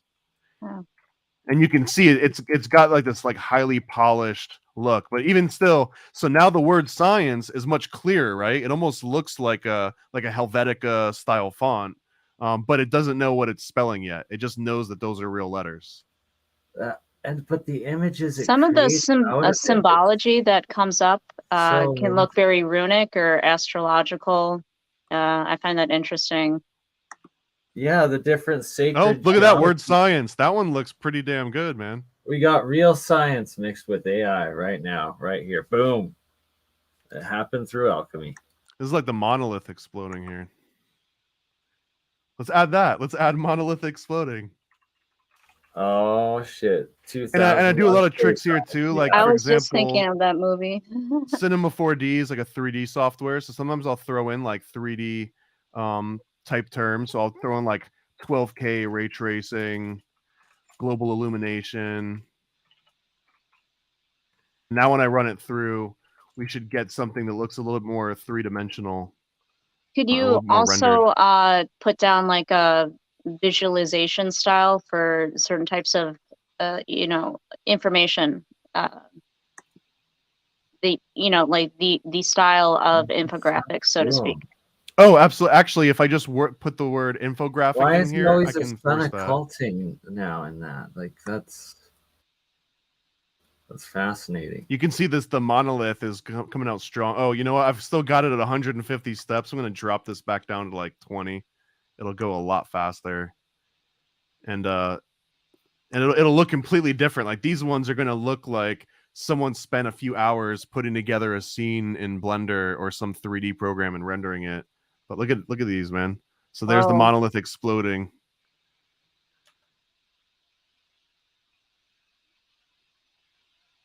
Absolutely. It's like epic. there's this molecule or nucleus just exploding on top of it too. Right? Like exactly. Like an occult or eclipse happening almost of a sun. I've got another prompt, if you don't mind.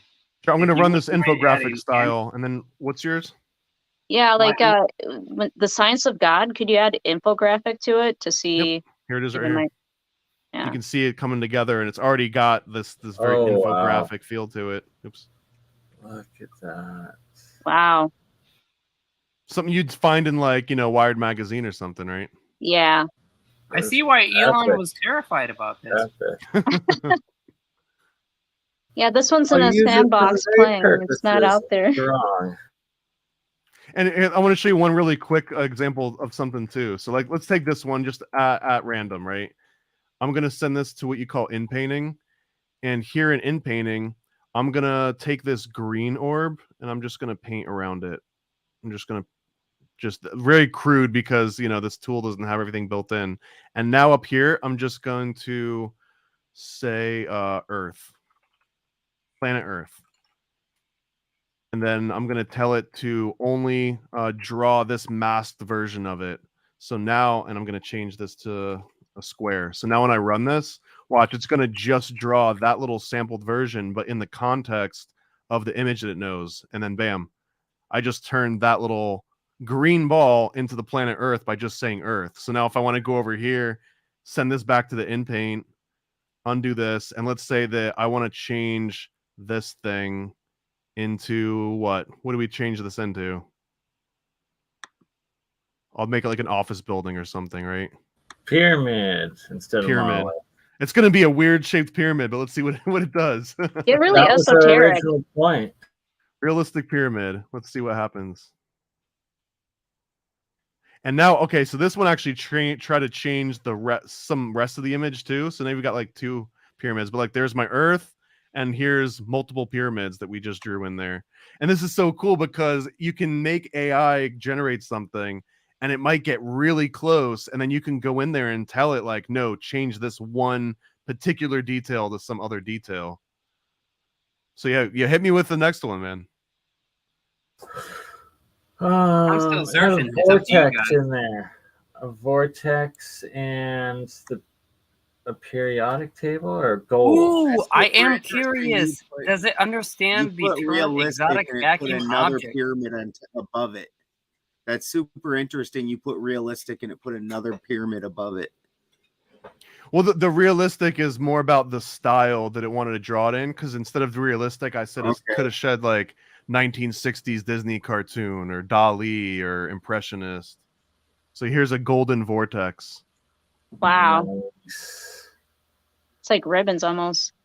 Like this is, I'm gonna give away some of the secrets here too. But let's say we found this one. I really like the way this one looks, or maybe even this one right here.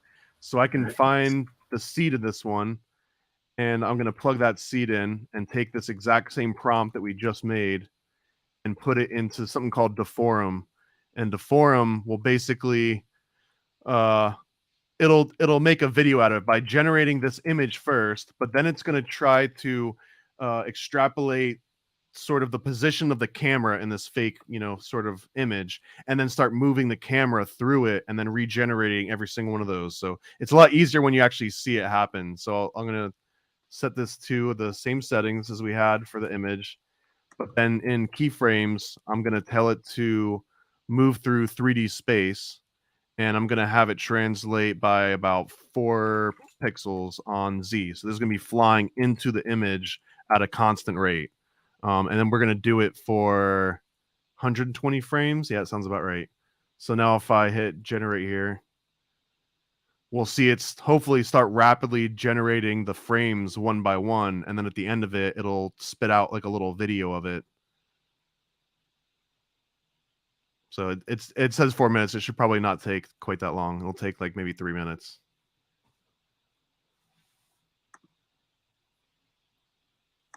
So if you got any other prompts, man, hit me. I can start loading them up here and get them. Here we go. I finally found it. And the problem was entirely on my end. It was a spelling issue. So let me go ahead and select. The periodic table was mentioned. Could we put in a certain element, maybe make it a bit more esoteric, add in something like electron or atom control and transmutation, and see what the hell it pops out? Ooh, I love what you're saying. So here we go. We've got a torus. We've got a magnetic field torus. We have our field lines. They're more diagrammatically represented and not necessarily symmetrical, but we have our field fluctuations. This would be the document that I was looking for. We have what happens in our 2 parallel line conductors with currents flowing in opposite directions, and we have our permeations between those 2 conductors. I am now going down, and pretty soon see, these would be great. There it is. See, we could take that Figure picture. 8B, lines of force, equipotential surfaces, and equigradient surfaces between parallel wires. So we have 3 different fields taking a look at this basic diagram. We have our lines. Our lines are our electric scalar potentials. That is the direction of the electric field fluxes from the charge on each individual conductor at that visual point of reference. Now, we have also our magnetic B fluxes, which are our concentric circles surrounding each individual conductor. But there's a third thing. We see the dotted line. That dotted line is our equipotential field, which is how much the variable refractive index of the physical vacuum, the space-time in which we all exist and must survive, is now being represented by the variation in the refractive index because of the saturation between the electric and the scalar the electric scalar and the magnetic curl potentials of these 2 individuated fields. So lines of force, equipotential surfaces, and equigradient surfaces between parallel wires. This is what I was talking about equal potential. We have a saturation of the variable refractive index, which is the space in which we all live. And this is how all flying craft would operate. This is how we would modify that vacuum in order to create a acceleration, deceleration, non-uniform gravitational flux or force. That's what I was looking for, and I do believe that somewhere deep down inside the algorithmic complex, we would have something referring to this. And that's pretty close to what we saw, isn't it? Close, but not engineerable. It was but I one do pole, believe it can do it. It was going in to out. It was interesting. If it could give us the angles, we would have something to go off of. So here's the video version of that spiral that we generated a little while ago. I'm liking that. Jeez, I can't believe it just literally made that. Yeah, man. And as you were talking about reading through that book, I grabbed a screenshot of that pattern that you showed us. And I'm just going to run through the prompt that you guys came up with, which was magnetic torus with electromagnetic field lines, electron transmutation of the periodic table. And we're going to see what comes out of this image that we just got from that. So yeah, the thing is, when we create an asymmetry within the refractive index. When we oversaturate either permeativity or permeability, we end up with a vector force. This vector force is controlled by the gradient, and it equals a linear arrow that we could tell you which direction this entire device would be pointing and which direction of force it would develop. So if we're a flying craft or a flying saucer, an electrodynamic device, we would have inevitable output force, which would give a propulsion. And if this thing can understand that, and we may need to train it, which is perfectly fine, but if we train it on these things, we just might get the solution we're looking for. Or even if it's not the solution, it can be something that Part of it. inspires you to find, you know, like steers you towards it a little bit. Exactly. Anything to help bring us closer, these would be very, very nice, because I do have a huge data set which I would love to feed exclusively into the AI and just have it analyze all of the data points and find the commonalities. We're looking for patterns here. Effectively, this is a puzzle-solving problem. Just like a crow trying to figure out how to get the food out by using a small tool, the AI is attempting to find similarities within the imagery, which is so portrayed graphically by brilliant scientists who come before us. That's pretty cool. Yeah, this is all based on that image from the book. And it's following it a little bit. Oh, wow, this is cool. It almost looks like a 3D program. Man, I can't believe you just pulled that off. That's so awesome. I'm so impressed. Sorry, don't mind me being giddy, but this is actually pretty exciting. Right? And the way that you're describing the pattern recognition, I mean, that's exactly how all these, you know, either it's the language model for ChatGPT or these stable diffusion models, it's all about pattern recognition. And for example, one of the latest open source text ones, I think it's called Llama, which is just another play on the word for large language model, but it's called Llama 1.2. And the 1.2 represents that, like, if me and you were trying to describe pattern recognition through, you know, conventional means as human beings, like, we're probably going to cap out once we come up with like 100, let's say 1,000, hell, let's say 100,000 different categories of variation, right? Eye color, skin color, like lighting conditions. It, like, once you max out around like 100,000 of just talking as people, well, the 1.2 represents 1.2 billion parameters. So these AI models, they know how to classify anything they see or read into no less than 1.2 billion different categories, which is so far beyond the realm of even, I think, human understanding, right? Like it's a number. I know that a billion is a number and how many zeros are in it, but to actually fathom a billion of something in quantity is amazing. The quantity of connectivity is just really beyond what is functionally applicable in the day-to-day moment of a human being. It's way beyond. I know that GPT-5, even GPT-4 has the capabilities of doing precisely what I need it to do. Jeremiah, you're talking about solving a puzzle, and if you have a couple pieces of the puzzle and you know the part that's missing, and you have a good keyword for that missing part, do you think that this could generate a possible theoretical reference for you then? I genuinely believe that it could generate a graphical representation of a solution, which would require the human being to then take that graphical representation and calculate out a mathematical equivalence or an engineerable output. So we would have to still take that and interpret it, just like the AI is interpreting our linguistic or language-based interpretation. For the sake of demonstration, do you have a puzzle? You know the solution to it, but let's say you just give 2 pieces in the prompt, and then, you know, a keyword in the middle, test to see if the AI can solve it. So far, from what I've seen, it's not quite capable of doing something in that level of abstraction. Okay. I don't doubt that it will get there. Right now, what I'm seeing, from what I've seen just today alone, tells me it will do it. It has the ability. It's fully capable. It just requires us as humans and as the input mechanism of choosing the terms to tell it what we want. Well, yeah, I wanted something that was actually well-known information that the AI would have access to. We might already know the answer.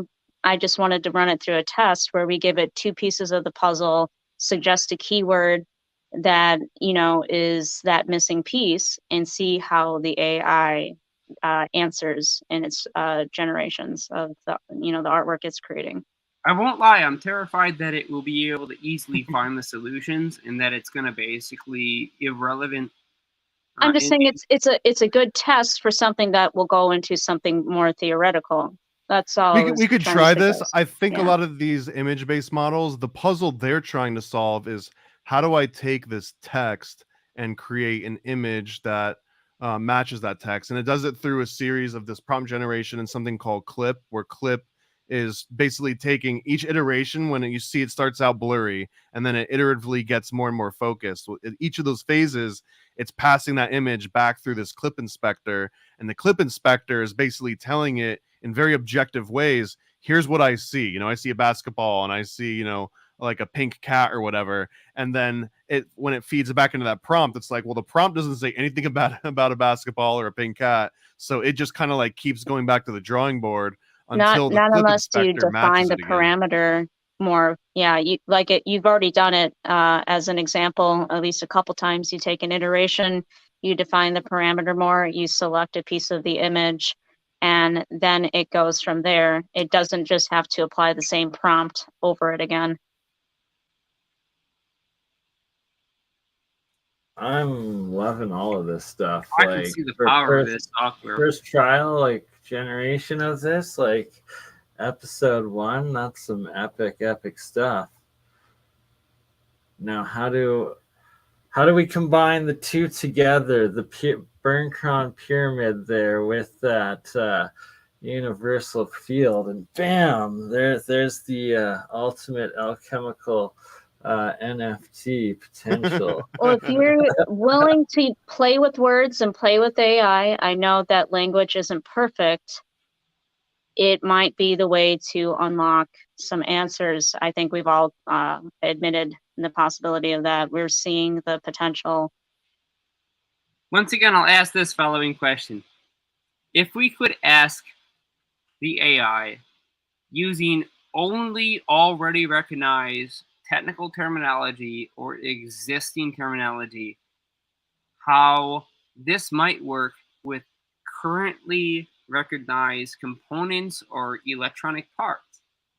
I would love to see if it was capable at this point in its development. I also want to know if you together. can define its source information. You know, where is it deriving the information from? Can you add parameters to where it's drawing the information from instead of all of the internet? Maybe you're specifying a certain library, one that's more academic so I'll or show them before. scientific. So on the top left here, you can see here's all my models that I'm pulling from. I've got way more than just these ones. But for example, this is Open Journey. This is a version that's very similar to Midjourney, and they sample and curate the input similar to how Midjourney does. There's another one. The one I've been using is called Realistic Vision, where they basically sample very high quality, like professional photographs. This one called, I love the name, Illuminati Diffusion. This one is one of the most advanced ones that's open to the public right now, and they use an extra little feature called offset, where during each of these steps of denoising, instead of just treating almost, I'm gonna just throw some simplistic phrases out here, but instead of treating every formula as like a deterministic kind of linear formula, they inject like these little offsets through each step of so the like it's diffusion. is it creating more abstraction? I have a question. I have a question for a affiliate in New Jersey, which is, could you please prompt it to generate and here we go, keywords, diagram for, let me think, geez, what is that word? was hesitant about doing Jesus in here because sometimes it just No, draws no, like no, no, no, naked no. people. I'm but- thinking it's a gravitational The phenomena. philosopher's It's stone. a kinematic gravitational phenomena. I'm trying to think of the exact words. The specificity is really, really important, and it has to do with the Falcon Labs research.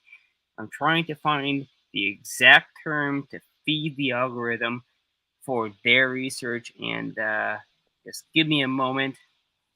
Yeah, I'm running, Gravitomagnetic. Okay, here we go. Here we go. Complete gravitomagnetic diagram You have to spell some of of this for me. electromechanical anti-gravity. He Jeremiah, needs you can to you write spell it some. down? Yeah. Spell it in the private chat so we can Yeah. cut and paste it in. I'll say it again. Complete No, gravitomagnetic he diagram of needs the spelling. He needs the spelling. anti-gravitational device. Something like that. Yeah, but he needs the spelling. Yeah, graphitomagnetic. It's a new word for me. Graphito, Just man. as say in it- gravity, Just say it much gravitomagnetic. slower.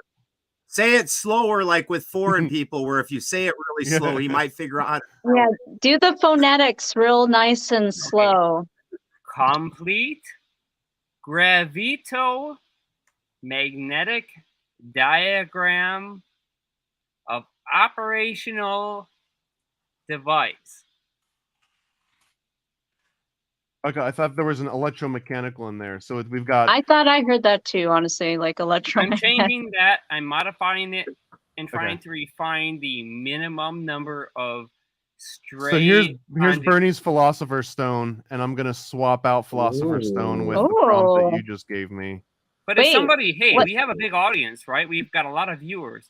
I would highly recommend that we take a chance to involve the audience here for their better use of terms. Yeah, safe for work absolutely. only, guys. This will make anything you tell We've it. got Falcon in there. We've got a lot of It's other people kind of in like there. a Let's tarot give a reading, but turn. with Let's give AI. it- Just send Okay, us let's your see. words. Complete Dude, gravitomagnetic diagram this of one actually of looks operational amazing. device coming from Did Falcon it give Space, the 11:21 p.m. chakras there or something in one of those? This too? is the Like, prompt that he that's just gave me. Complete gravitomagnetic diagram for operational device. And the only thing I added was Cinema 4D, Global Illumination 12K. And these are just Which is a to make it look stylistic 3D. Correct. instruction. Yeah. So, man, these actually look really cool. I love these. Yeah, can we go Look through at one? the field Yeah, dynamics. I Could would you not dismiss this. could you use a style that's perhaps more realistic, like true to life? Maybe add the word technical After in you front of write it, diagram. Liminal, after you write it. Well, he's gonna know best which styles are gonna be more true to life or more abstract. He's Yeah, obviously we're also busy. using Illuminati diffusion model right now, which I know, is a yeah, little I was bit gonna more say, We're artsy. going through this is- Illuminati confirmed, supposedly. Illuminati Yeah. confirmed. Yeah, I'm just gonna say it, Mark. Let's get the subtext and the exact verbiage. Yeah, which one do you think is the best selection for technical output? I almost always just end up with this realistic vision, even though it's trained Yeah. on photographs. It just happens to look Possibly really try good. that one then, because of what he's asking. So here's it is on the Illuminati diffusion, which is going to have more of like a hand-drawn artistic look to it. But I added a realistic diagram on graph paper, so that's kind of what we got here. I swear to God, I want every single one of these diagrams. Yeah, I I can send really you would all love these, to man. analyze each of these. So right now, all I did was change. I'm even going to use the same seed. So here, for example, let's take this one. I'm going to take that exact seed, and the seed is basically like its fingerprint. And I'm going to regenerate this exact image again, along with 7 others, now using just the realistic vision model. Nothing else is changing. And you're going to be able to see how different the model itself changes everything. And these there's endless amounts of models. And if you wanted to say, train one to look a certain way, you can just feed it. I think the minimum is about 15 images. So if you went and found 15 images in a certain aesthetic that you liked, and you have to know how to describe what those images are to the model again. So like, for example, if we were to feed back one of these into it, you'd have to say, circular diagram in red ink on graph paper. That's kind of what I was trying to ask, like that. about 10 minutes ago. If you can select the source material, and that's what it sounds like you're saying. Yeah, so all of these are based on Stable Diffusion at some like core level, and Stable Diffusion is someone that trained, millions or billions of images into this huge model, and then every other model that came after that, for the most part, is someone that just went and trained like an extra 15 to 300 to maybe 1,000 images. So now that model knows about something that he didn't before. So like maybe perhaps the original Stable Diffusion model might not know who Bill Gates is, right? But if you feed 100 images of Bill Gates and tell it every time it reads one, this was Bill It's going to Gates. give you a Here he is pretty sitting. accurate representation. Yeah. Exactly. So here's Yeah. the realistic Please vision. don't You can do already that see it looks one more thing, though. realistic. Please don't feed it 200 images. So you It's can too late, feed man. you can feed this a lot of pre-existing technical schematics, and I'm certain get very interesting results. Yeah, So so like if every we image were we're to do looking at one, right like now is being generated by that system. this is all just being generated on like a GPU, yeah. That's So this pretty brings me incredible, back really. to being curious about one element on the periodic table transmuting into another one.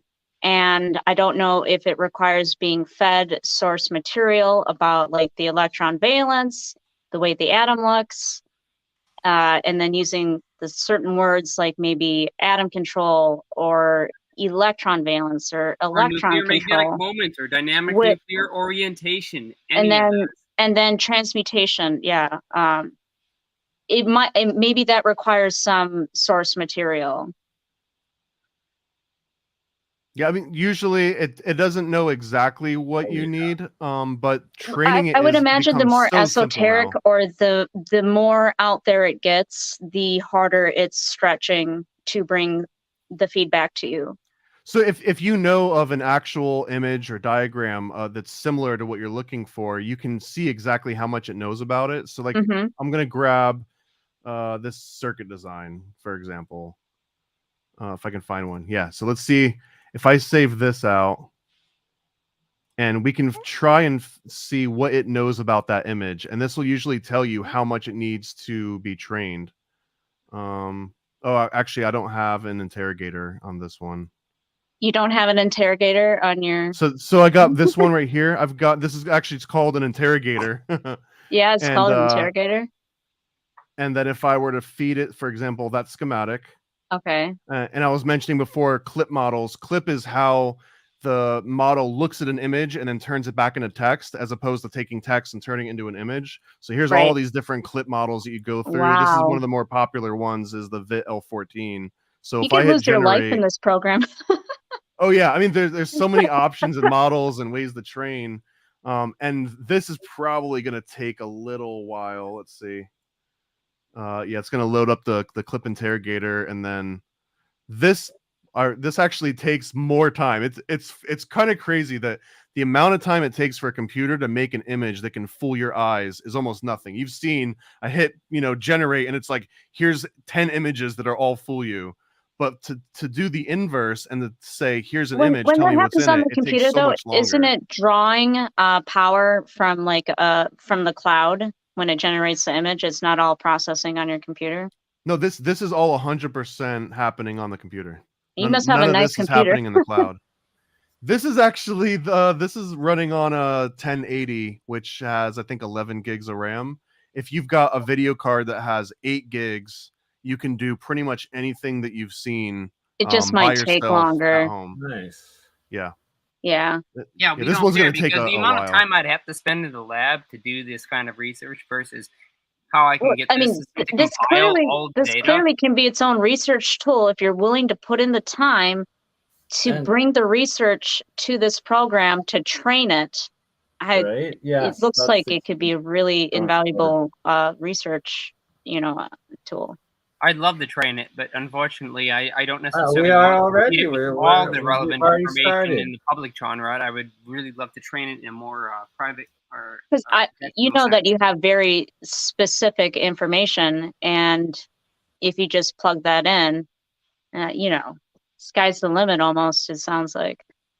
Yeah, That's I was what I'm gonna seeing mention if At any the of you guys same are time- interested at all, I would recommend don't- looking into this thing called LoRa, because LoRa is the quickest way to take a stable diffusion model and train your own images on it. And there's all sorts of guides that'll walk you through it step by step. You can run them for free. It takes a little bit of reading, but everything you can do in the cloud for free. You upload a folder of 15 images up to like Google Colab, and then you just follow these steps where you just describe what's in the image. You let it do its thing for like 15, 20 minutes, and then you download this LoRa file, which is around anywhere from 10 megs to like 200 megs. And then next time that you go and generate something through Stable Diffusion, you can pass in what you would call like the LoRa network. So every time it does this iterative updating, it'll then say, oh, you also want me to make sure that it looks like, you know, a guy throwing up a rainbow or whatever. And So it you're kind of saying like it will- stacks that it- on top. It will continue to seek out information that looks like what you trained it for.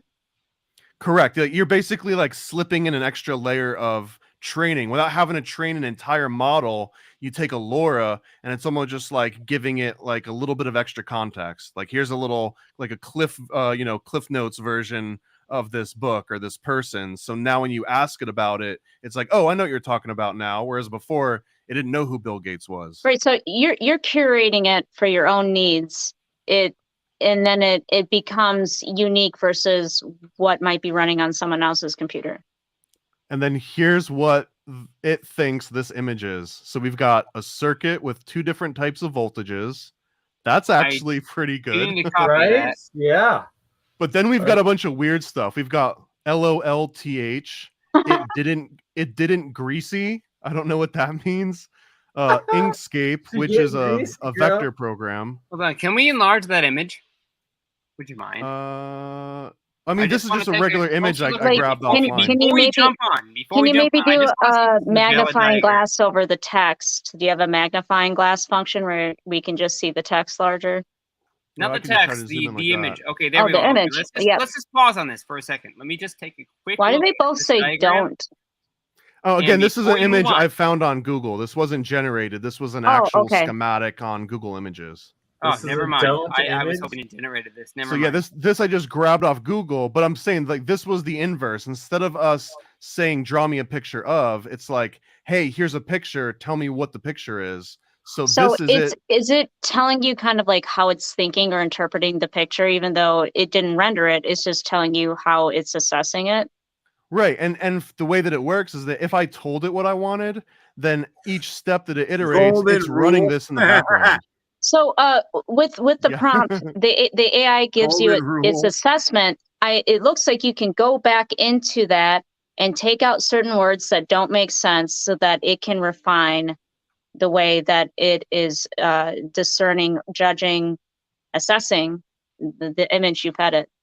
Yeah, and this is very imperfect. This is like the best guess it can come up with. So if I take Mhm. that prompt that it thinks what it is, and I feed it back into an actual prompt and tell it to generate it, we're probably not going to get anything that even see. looks remotely close to A what it circuit just. with two different know. types of voltage. Let's see what Well, it says this is it- going to look like. Didn't greasy landscape figure 1. Let's instead ask it for, instead of diagram, let's ask it for a schematic of a gravitomagnetic circuit.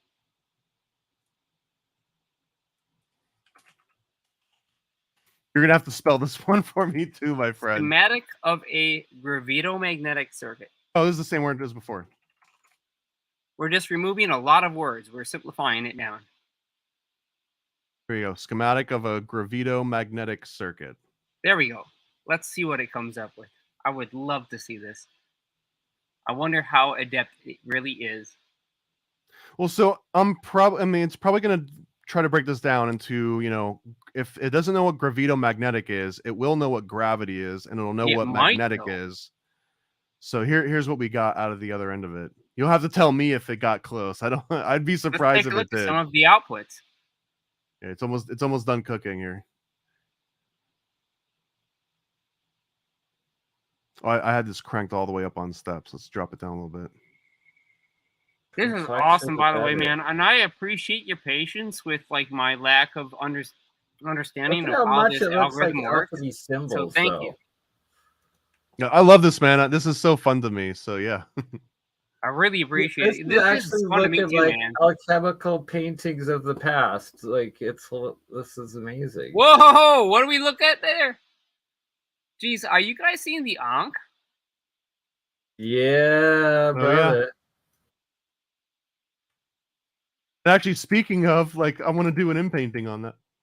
So I can send this guy to inpaint, and I can see what you're talking about. Here's kind of the Ankh a little bit here, right? It's almost as if. Yeah, but look at those arrows coming out of the side. I mean, there we go. Yeah, where the energy splits, right? Like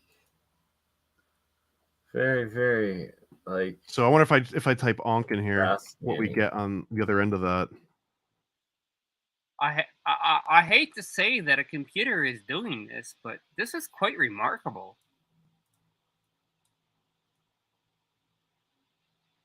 I have to give it a little bit more leeway to do what it needs to do. You should really be focusing on those arrows coming out the sides. I'm on my phone. I can't. Oh my goodness. Crazy. Oh, wow. Oh my goodness. Holy shit. Oh. We just summoned a demon, I think, on live air. Oh, shit.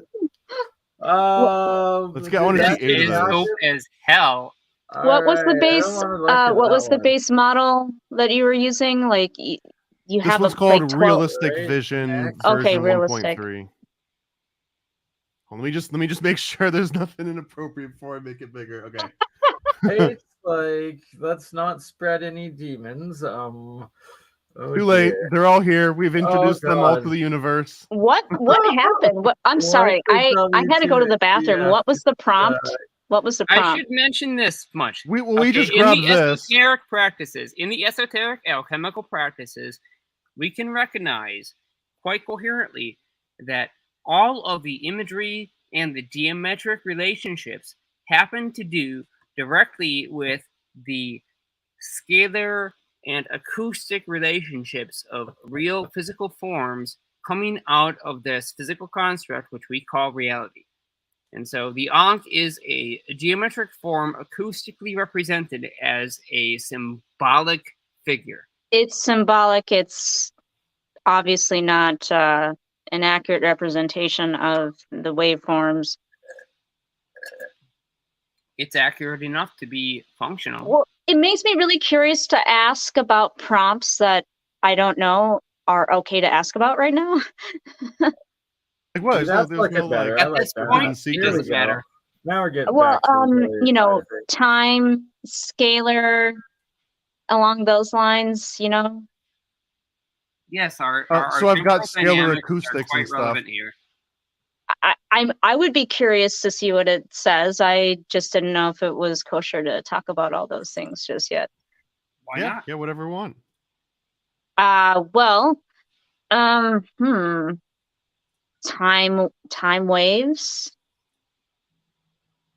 Temporal field disruption, temporal wave, or time interaction wave. or interaction between two generators. A little wordy, but Temporal interaction between two separate. Here we go. Temporal interaction between two generators, time waves, temporal field disruption. Oh, this should be good. And this doesn't have any sort of aesthetic properties to it. So if we wanted to, we could start adding, like, you know, visual components to this instead of just kind of abstract. So here we're just going to get a bunch of energy, it looks like. Wow. I think can you zoom in on some of those? I guess that wasn't that bad. It even says time travel. Almost says time travel. Wow, Right? this This is so fascinating. This is awesome. This one right here. I love this look. So this would be one that I would like to bring into. Save that, please. Here, Yeah, I'll save plug them that all, seed please. in. Yes. Definitely. Save that. I want that image. Can you make a video of any of these? Yeah, I'm gonna make a video of that one exactly here. This temporal interaction, and we're just gonna run it for another 120 frames just to make it go a little bit quick. It'll probably take like 3 minutes while we talk. Sure. Nice. Loving this. Yeah, and everything that I'm generating here, it's saving somewhere. And even cooler than that, the way that this particular version of Stable Diffusion through Automatic 1111 works is as it generates each of these images, Away from my it keyboard. saves all these prompts, the model it used, the seed, the So batch count, everything. you can look back to your history almost like on a web browser, but for your AI. Yeah, it's generator. stored in the headers of the images. So any of these images, like if I were to open this up in a PNG viewer, it'll show. Actually, I can probably do a PNG chunk inspector. So if I take that image and just drop it into here, I don't know if I can do that without screwing anything up. Let me see. We are the temporal electrodynamic engineers. Okay, now I can't do it easily without having. I'm also open, tempted to add the that. word gravity to that time string, but I would agree. I gotta wait for this thing to finish now before I run anything else through it. We got about a minute. I've got high hopes for this one though, because usually if the image looks really good like this, the animation looks even better. Right? Ooh. So dude, I this is couldn't do it awesome. on my larger channel. I was like, no. Never seen a stream like this. This is really dope as heck. You know, this was actually, I was telling Bernie before we started, this is my first sort of like live stream on my channel ever. And originally I was planning on just doing nothing but this, just loading up Stable Diffusion and just doing a bunch of random images. Although the more I did dry runs, the more I realized you have to have it very well prompted, because you can get sort of like non-YouTube kosher images if you're not being very careful on the prompts that you're putting in. You also you get didn't to exactly tell it to find a sexy equal potential field or something. I was gonna say you get to flex your skills on the fly when people are asking you for some really weird prompts, and you're doing a great job. You're awesome. What a sexy this was absolutely amazing first episode to do, brother. And we'll be doing many more. Especially we should do another one under Benton's stream. Yeah, next week if you've got time, or the next time you got time, Thomas, I'll be in touch to do that. We can keep going as long as you guys want to keep going, though. Right now, I'm in no hurry to. I've got maybe another 20 minutes, because then I've got to get up in 5 hours to work. Exactly, because we're at 2 hours, 22 minutes, and 11 seconds. As I said that. Epic. My cat is absolutely fascinated. She is loving this. Dude, if you want to start plugging cat prompts in, it will make you the coolest looking cats, because if there's one thing that the internet has, it's pictures of cats. That's the next episode. Just cats into it. She's watching as you're doing this, and for a while she was looking at the screen, and then she'd look behind the TV, behind the monitor, and like all confused, and look back up front and look at what's going on, and look behind it like, the fuck is this? We're gonna mix a cat in, so now we've got a realistic portrait of a cat, and the background is gonna be a temporal interaction between two generators and time waves. And here we go with the cat in this temporal time wave. One cosmic kitty. Yeah. Oh man! And now we see how the universe began. The cat knocked some shit off. Oh, and the whiskers, bro! The whiskers are making the pattern. That is awesome. That is awesome. Interdimensional kitty. That was the one. Ain't gonna deny. This is my favorite dope one as for hell. sure. This is super cool. You guys got any last requests while we wrap up here?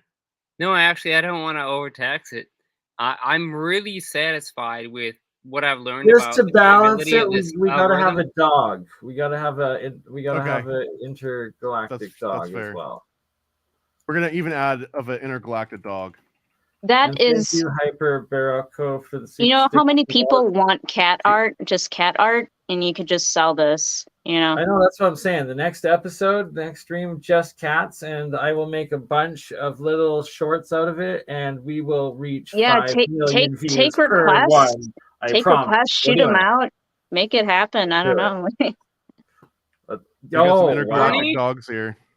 Please, please, Bernie, transfer me the contact information for who we are Absolutely. talking with now, I would very With much like Thomas to. and Yeah, you can Ben reach Go out ahead. to me on Twitter at Paranoid America, on Instagram at Paranoid American, and then just paranoidamerican.com. You can find all my contact information. And in case anyone's meeting me for the first time here, I also want to plug that beyond just doing AI, I've been publishing comic books about esoteric research and conspiracy theories for over 10 years that I started when I was at Disney.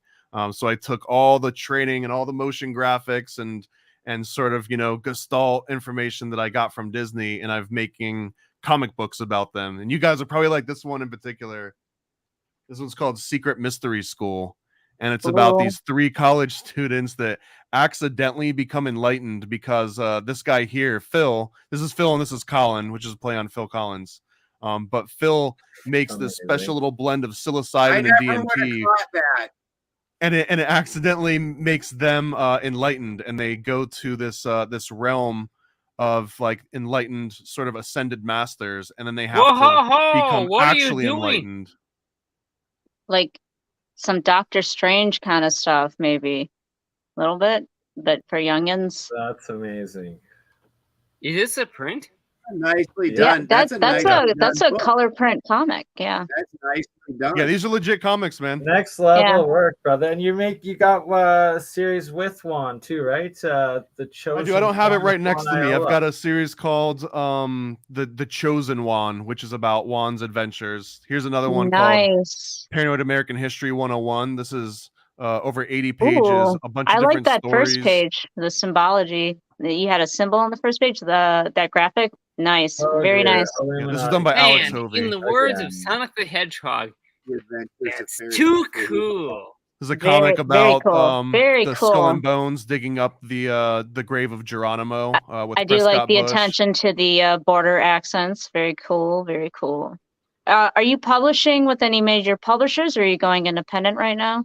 Just me, all independent. I do a lot of my own printing through local printers here in Orlando. I've got some that I work with in Oregon, and then I do a lot of direct to print through like Amazon and Barnes and Noble and stuff. Oh, I just have to say, it looks very high quality. Very excellent looking. And here's one that's not even Yeah. out yet. If you guys want to see any more of this, it's at nasacomic.com, and this is Never a Straight Answer, which is about Stanley Kubrick directing the moon Already landings. love it. And this one, as soon as I get enough people signed up at nasacomic.com, I want to get maybe 100 people just signed up to know when it comes out. It doesn't cost anything to sign up. As soon as I get 100 people on board, I'll launch this on Kickstarter. Okay, here he is designing an astronaut spacesuit, and they're debating on whether or not they're going to use, A or B here. And it's obviously the outfit from Clockwork Orange. Yeah, with the And hat. Here, and if you really like the nitty gritty of conspiracy theories, this is pointing out the 3M projection screen with the beads, which was what they used for that back projection in 2001: Space Odyssey, and perhaps the actual landings. And see the little box of 3M beads here. Yeah. So it's got all sorts of these like really deep conspiracy connections that if you appreciate it, you'll find them all in here.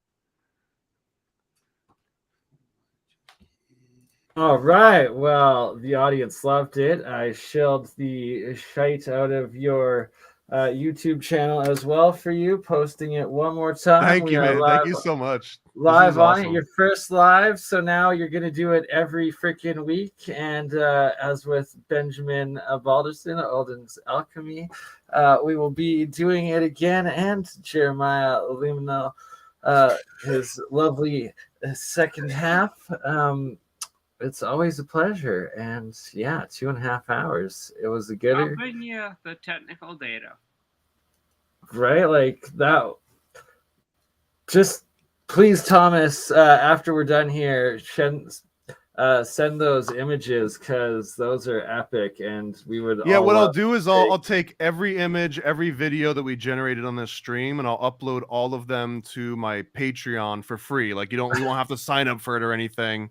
Because you've got like public posts, right? So I'll post all this publicly on that Patreon page. So if anyone that wants to download any of these, I'll include the prompts. I'll include links to how you can try and run all this stuff on your own. And even if you don't want to run it on your own, there's a website called MageSpace that you can pretty much do everything that I just did on the cloud for either free or it's like $10 a month or something like that.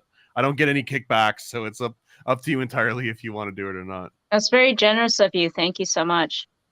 Yeah, I love this, and I want more people to feel comfortable with AI, and more importantly, I want to get people in the habit of looking at it as a tool, like a hammer, that you just take out of your toolbox. That's what it seems like to me. It seems like a tool, and if you're training it, what you're feeding it, I think that really matters. So that's you sharpening your tools, right? Like if you're a chef, that's you sharpening your knives. It doesn't have to be this scary thing. I think it matters how we treat our tools, like AI. You can still get stabbed with a knife, right? Well, yeah, I'm if saying you know how to handle it.